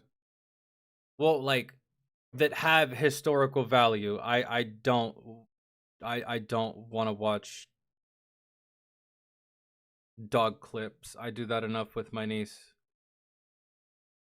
My niece's favorite kind of clip, it gets her to laugh every single time, is whenever someone that doesn't have an immense amount of strength is walking a dog that does, and the dog takes off, and the fucking human takes off attached to it.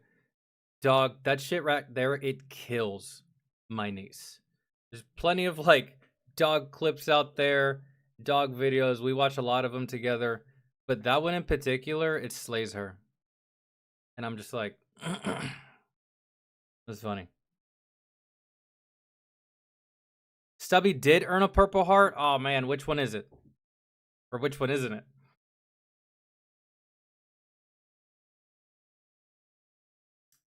In my opinion, he earned it.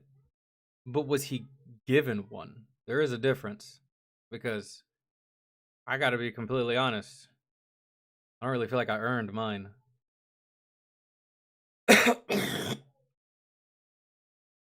Okay. Pull up Discord.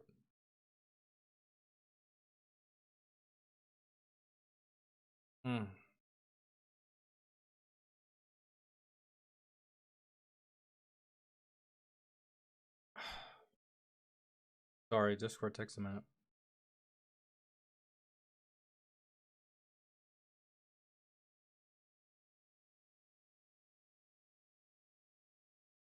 Katai looks over it right here.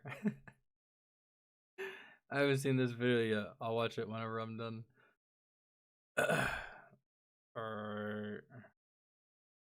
I'm not trying to do anything too crazy long. Let me see what.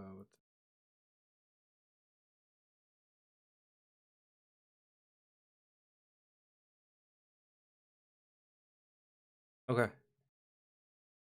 Wait.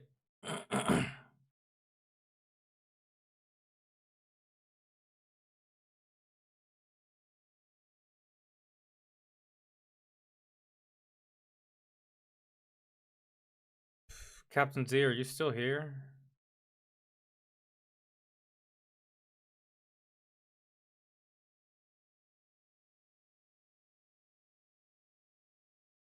I think, maybe. If not, that's fine. Umbreon, are you here? I'm down to do idiots in cars.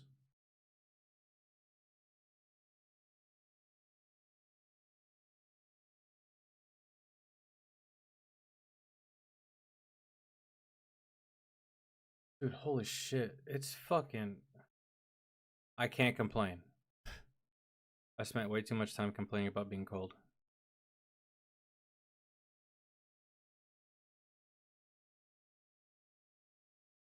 Bet. And do you want me to big screen this shit? Or keep it as is? It's up to you.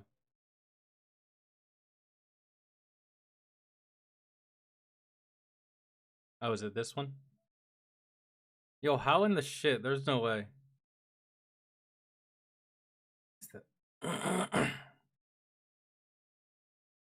Parking structure. Okay.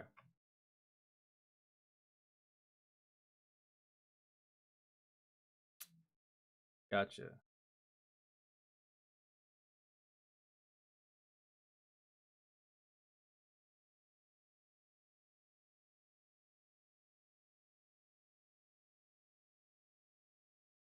Oh, I don't even think we're gonna. This video is made for educational purposes. Good. All right. Yo, the thumbnail was wild on this. That looked like a parking structure, and someone almost plummeted to their death. Wonder if it's gonna show what's in the thumbnail in the video. This video is made for educational purposes and contains significant original text commentary.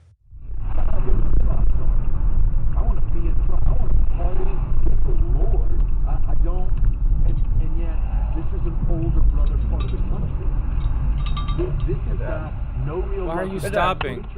Come on. Don't do a U-turn here, genius.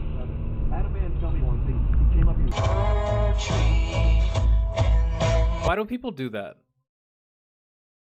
Y'all ever notice that? Like, someone does something stupid behind the wheel, and they just stop. They just freeze. They're just like, oh shit. I was just seen in real time doing some idiotic shit. When you could just like, oh, I fucked up. Let's just keep going and save face. But nah, y'all just like be stopping right there like a deer in headlights. I don't know why y'all do that. Just own your mistake and keep it fucking moving, man.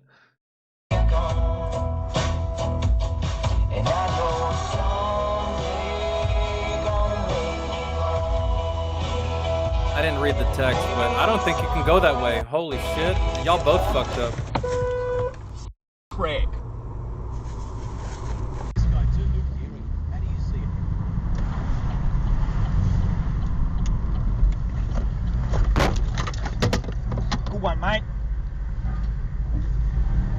were you going? Pull up on the right, I'll come around. Oh, right here? You were trying to... This seems like a very shitty place to navigate. I feel like a lot of accidents happen right there at that little... where they just got into a little fender bender. They were both pretty cool about it. That seems like a shitty layout, but when it comes to parking garages in what is probably busy cities and shit, because like... I used to live around the Savannah area down in Georgia, and the parking structures inside of the like nightlife city of Savannah. Damn. Yo, the whiplash on that shit had to have hurt. This guy is flying. Oh my goodness.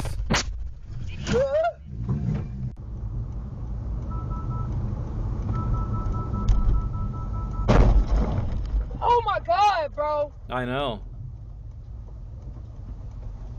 Bro. Brand new car was rear-ended after only having it. Me, bro. After only having it for I'm 3 months. That it's crazy how often that happens. You have no idea how many instances I've seen of someone, they just bought their car, man, and they're like excited, they're happy, and then not even a month, a week, maybe even a couple days, boom, someone ruins their fucking mood. You'd be surprised how often that's the case.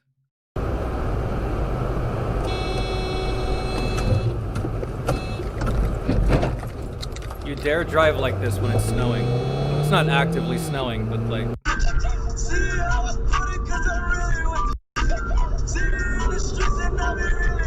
I gotta mute the music, guys. My son's Mustang got sideswiped by a BMW. Damn, and kind of fucked up the Mustang a little bit. You see it wobbling?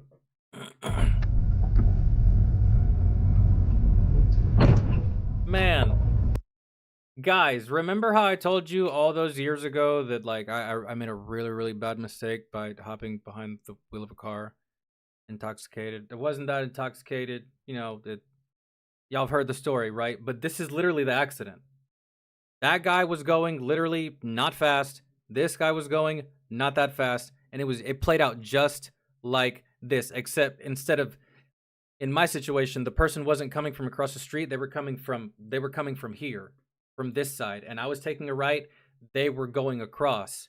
They were in the wrong, and so was I. I just so happened to be slightly intoxicated. I got breathalyzed and everything. I told him the truth. I was like, man, I could literally spit to my house. And but that's literally what the accident looked like. We were going at like the speed of smell, man. It was barely nothing. Looks familiar. And it was that anticlimactic and everything. Not in my brain. I was like, oh, yep, going to jail. I'm super fucked. I'm kind of fucking moron, man. And yeah, homie showed mercy on me.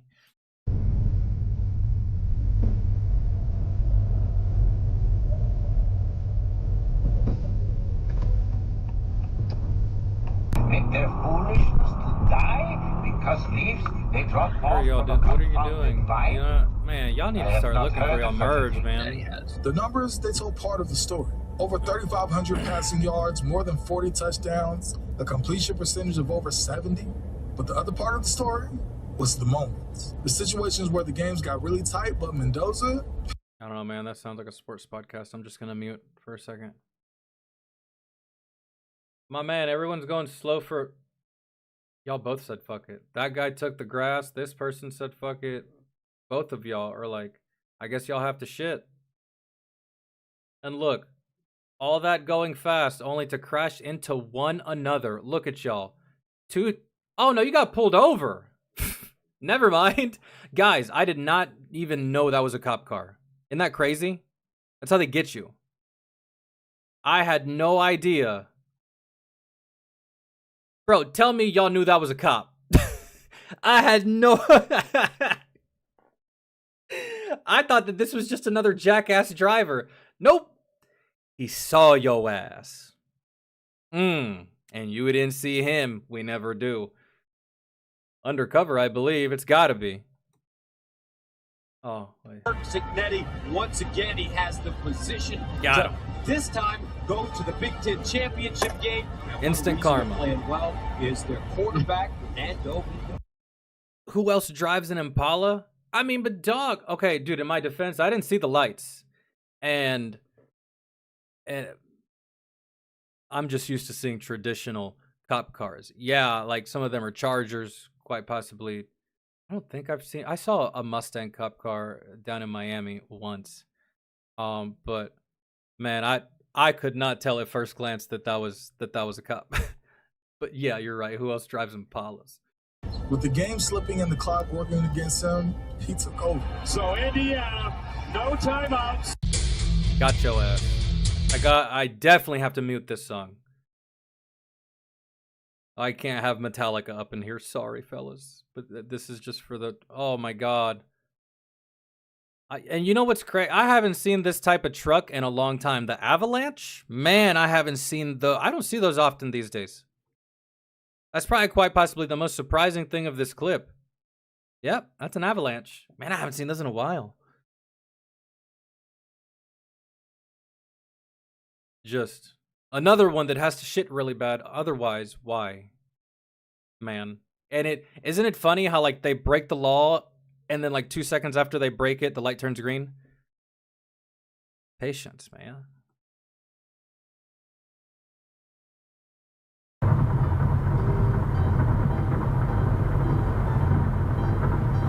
Escalade. Flying. You're getting pulled over, man. Tomorrow, sunshine 56 on your Thursday and sunny 53 for Friday. News Radio 1250 and 1055. What's wrong with your taillights? Oh, wow. I'm sitting here getting distracted by these ladies' taillights. Damn, homie got rear-ended by a semi. 1250 and 1055. WGL now joins. Oh, he didn't get rear-ended. He was trying to avoid rear-ending this fucking truck right here, and he just flew off. Damn, he almost cut the power to the whole neighborhood, barely missing that power line. In progress. Oh my God! That truck is definitely, not the trucker, the truck that caused him to go off like that is definitely at fault. You didn't see that big-ass thing coming, man. And that guy's gonna run off. And then you're just gone. Yeah, I hope you get caught. Oh my God! To get a 360-degree understanding of America. Look at you sliding into her DMs. You badass you. Just a normal Wednesday at your local Walmart. Some guy in the same Jeep that Ace Ventura was driving when nature calls. Look at him. Just fucking... Meow. My word. That's fantastic. I can't even be mad.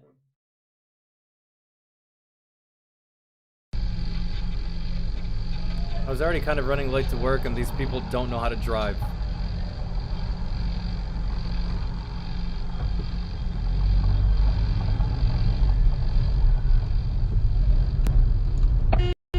What are you doing, dumbass?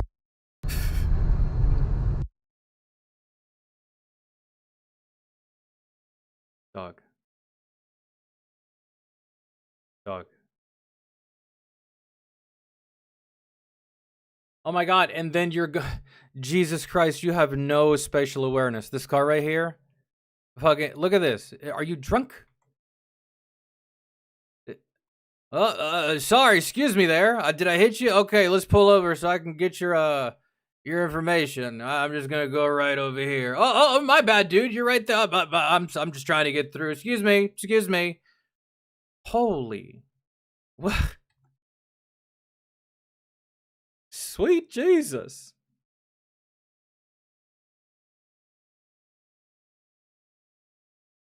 Damn.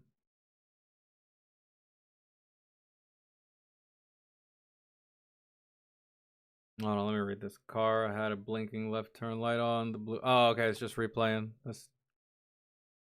Yeah, I got it.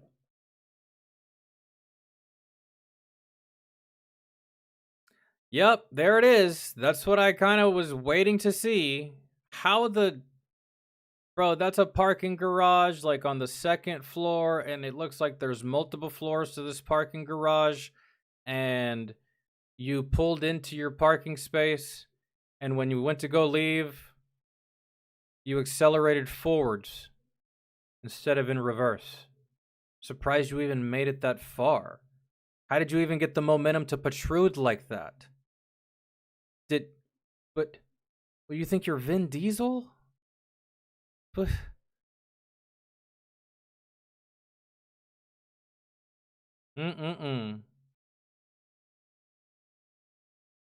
if that was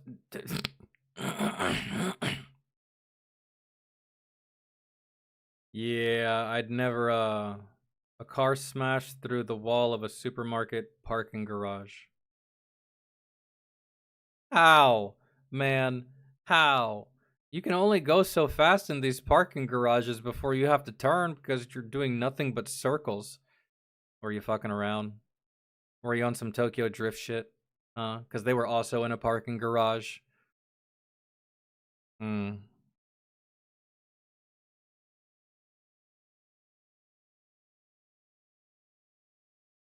All right.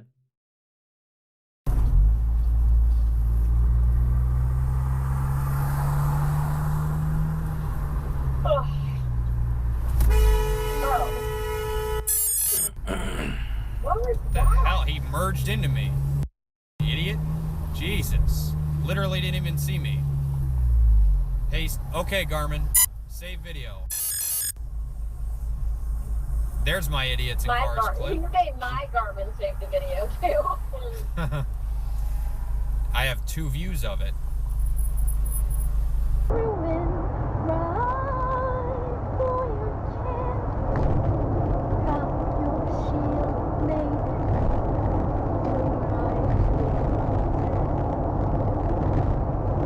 From the end of the superhero movie. That guy's not stopping. No spatial awareness. Nope. The way to do that is to look, slow down a little bit, either get behind the person that's about to... It doesn't matter. Oh, look at this clusterfuck of a... I hate this roundabout. I don't like this. Nice. Nice. Not a fire trucks there. Auburn fire trucks. Oh, look. Wait. Oh, I really did think he was about to get pulled over.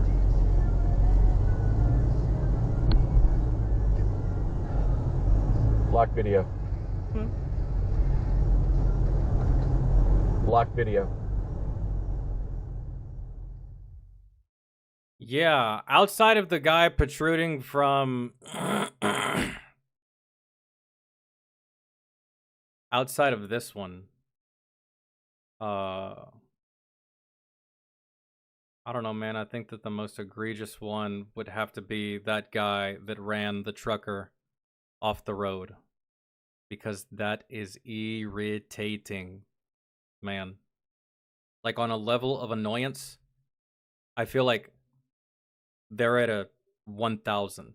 While I would probably be at a 10 for getting ran off the road, this fucker is probably at 1,000. Like, a trucker, because, man, that's logistics, really. And heaven forbid that it's their vehicle that they're using to haul, man, like something they built, they paid for over the years. That's like money down the drain for these guys. And if it's part of a company, fuck, man, you're going to have to do a whole bunch of explaining. And even if it wasn't your fault, your company's going to be mad. Maybe they reprimand you. I don't know, man. But they got dash cams, so obviously. But still, it's. I feel like it's so much more of a headache for this to happen to a trucker than to just one of us just, going to the grocery store. Like, that shit is so expensive, especially if it's their vehicle. Like, dog, you just don't even understand, man. Like, what these dudes put into their vehicles, what the companies put into those vehicles, it dwarfs whatever the fuck you put into that truck or that Dodge Ram or that Mercedes. Like, it is just... Same thing with farmers. You think these tractors are cheap? You think the tires are cheap? You think that maintenance, man, it's a thing. So, yeah, that's my whole. That was the most egregious one, I feel. On top of that, the guy just left. He didn't hang around. He didn't apologize. He didn't swap information. He didn't like just chill and be like, I'm gonna make this right by your company and just like swap information so you're not like kind of just like left out in the cold or the dark with all this with your employer or whatever it is that you have going on. But no, the old bitch ass ran. So yeah, it could have been a simple, damn, I'm sorry, you get a ticket for, I don't even know, how would you do it? How would you say it? Would that be you merged incorrectly or you merged improperly? It's not really a merge. He was making a left, but he shouldn't have been. There's the way this shit works, man. They go and it's like in a however you decide to do. I've gone counterclockwise and I've also gone clockwise. It depends on how the traffic is feeling that day. At least that's how I've always seen it. But typically in a clockwise direction. So, and then you left. That's some wild shit, man.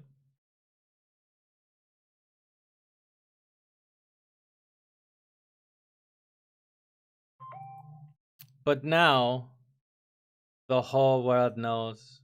Decapitated was good, man. I swear I see you like once a year. It feels like.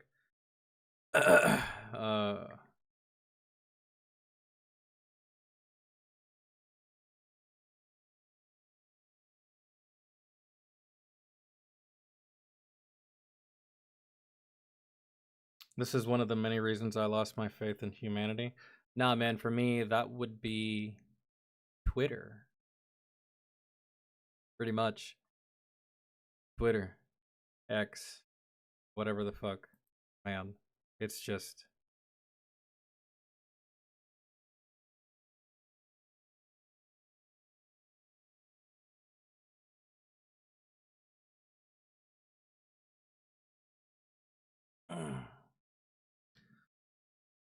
Alright.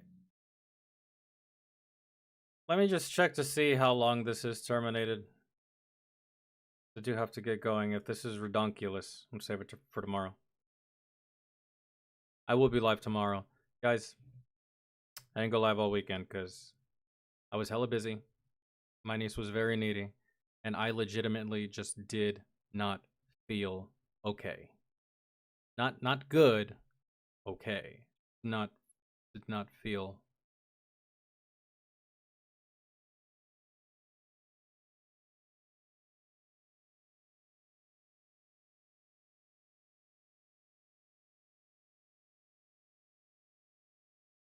Let me see.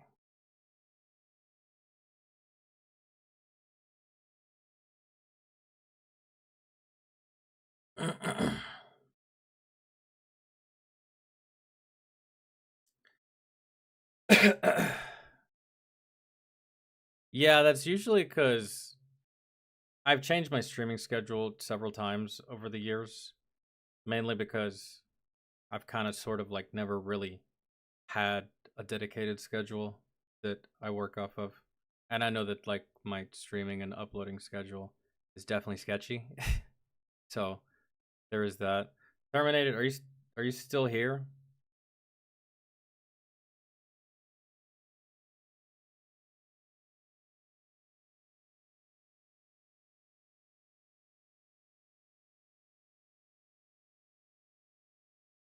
Yay? Nay? If you ain't, Katai, I'm gonna do one of yours. Katai, are you here? Because I think there was one from you in here.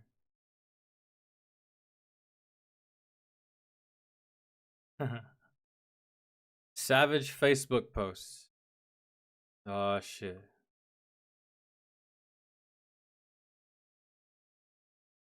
I think we did brain rot post too, right?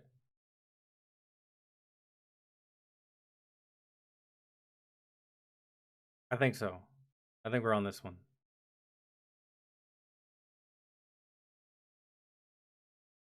There's that video by Nikki that I want to check out, but that's also like hella long. I think I might. And what would y'all prefer for tomorrow? Would y'all prefer Twitch or here? Depends on how y'all's feeling.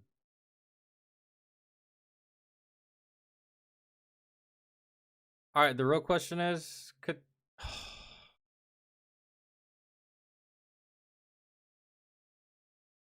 it's already killing. I can't look at that. I can't look at that one. The real question is, are we doing this as a try not to laugh? Or are we just going? It's up to you. Whoever made this is capital D diafucking-bolical.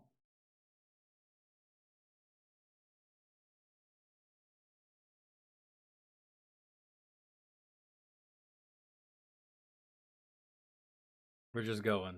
I'm down.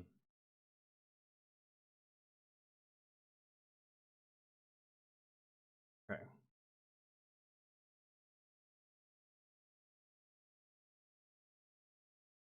I might have an answer for this.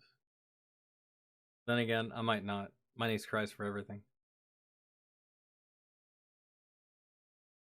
When they wake up. Just wake up. What you crying for? I'm thinking because that's the only way to communicate their needs. Yeah, a little bit. Just my best guess. Looks like he's about to float towards the scent of a freshly baked pie. Yeah. You can feed white people coleslaw out your hand like a wild horse. Okay, now do the reverse. What can you feed black people? Exactly. Let's turn that joke I don't know around. if you smell like your house or your house smell like you, but what do y'all smell like? Ass.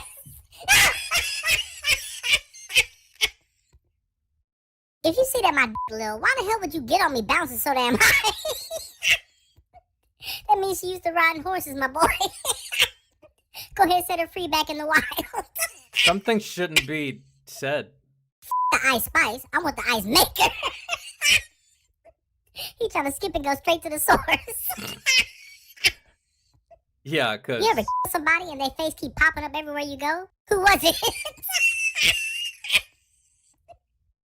God sacrificed his only son. I can assure you he is fine with abortion.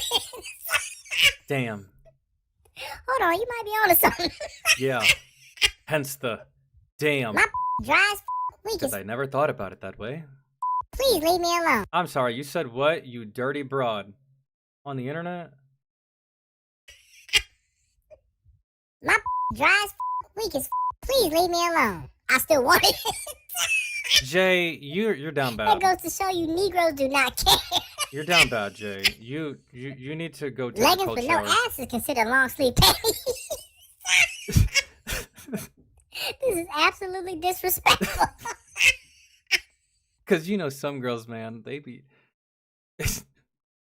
it's like someone slapped them across the back with a fucking ironing board, and it's just like, damn, girl.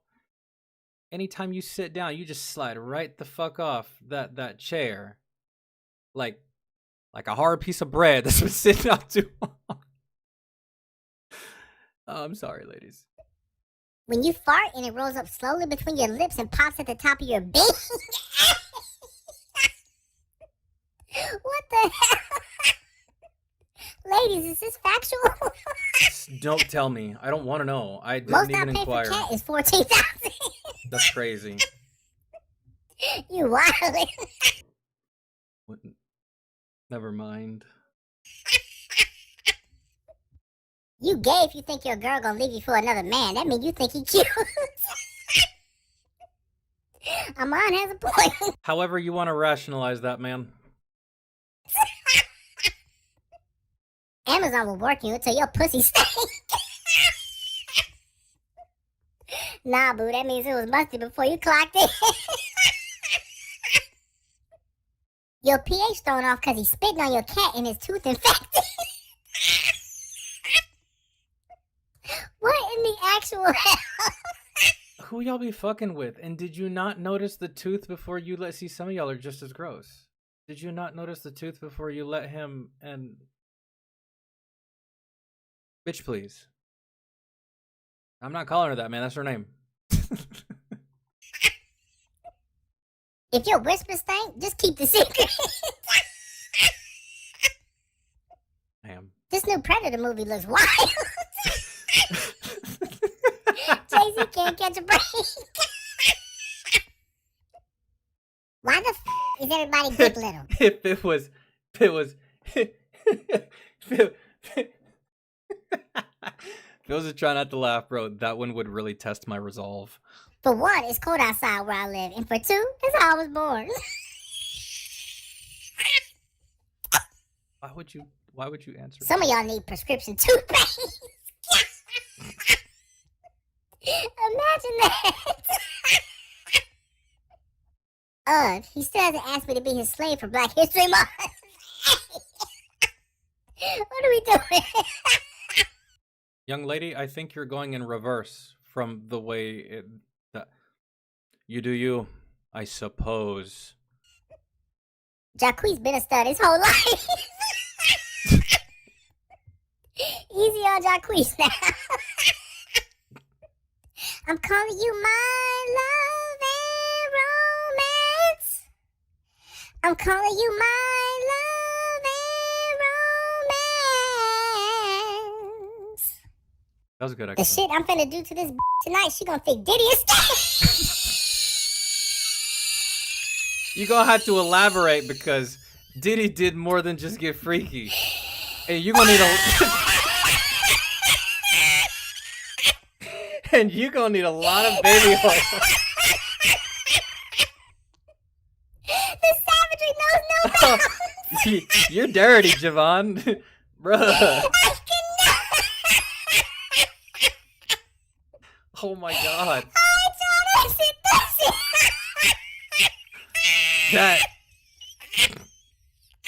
That just sounds like some grimy ass shit that the Deep would say on The Boys, because you know the Deep, he's a serial sexual harasser.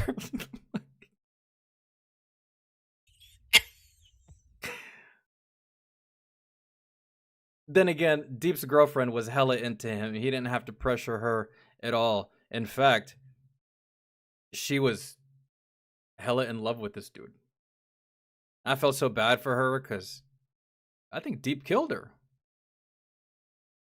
That actually kind of hit home for me. I was like, damn, man, this chick was so devoted. But okay. Oh, that one was fun. I can't wait to edit some of these.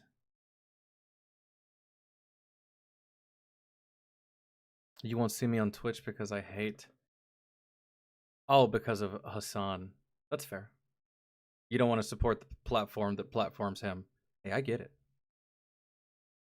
I try my best to, like, if I do react to something on Twitch that's not music related, I try my best to rip it from Twitch and put it here. Sometimes I forget, and I don't know, sometimes I don't, because sometimes the off-topic stuff that we watch on Twitch, sometimes I just don't even deem it as necessary or worthy of a upload, or maybe even interesting of a upload or something, seeing as how we do a majority of that stuff right here. But guys, gals, I'm gonna call it an evening. We should be back tomorrow. I know I say that. Y'all should probably stop believing me, actually. I know I say that a lot. And then y'all don't see me. But we should be back tomorrow. I'll leave it up to y'all in Discord if y'all want to do more stuff right here on YouTube. As far as all this, man. Just spectating the internet. Or if y'all want to head over to Twitch and do some music. It's up to you guys. So I will leave y'all with that. Have a fantastic Monday. Try to have a good Tuesday. Enjoy your hump day. And if I don't see you at all, hopefully I see you on Friday. And if I don't, y'all have a good weekend. So be easy. If y'all need anything, y'all can hit me up on Discord. For whatever, really. I'm always there. Bullshitting. Kind of. Sometimes I just be forgetting to respond. Like, I have Discord pulled up on my computer, and I'll see some of y'all type some funny shit, and I'll literally laugh out loud, and then go back to doing what I was doing. but then forget to respond. That's why sometimes I'll be responding late as fuck to something that happened, I don't know, yesterday or the day prior. I'm like, oh shit. Okay. Love y'all. I will see y'all tomorrow.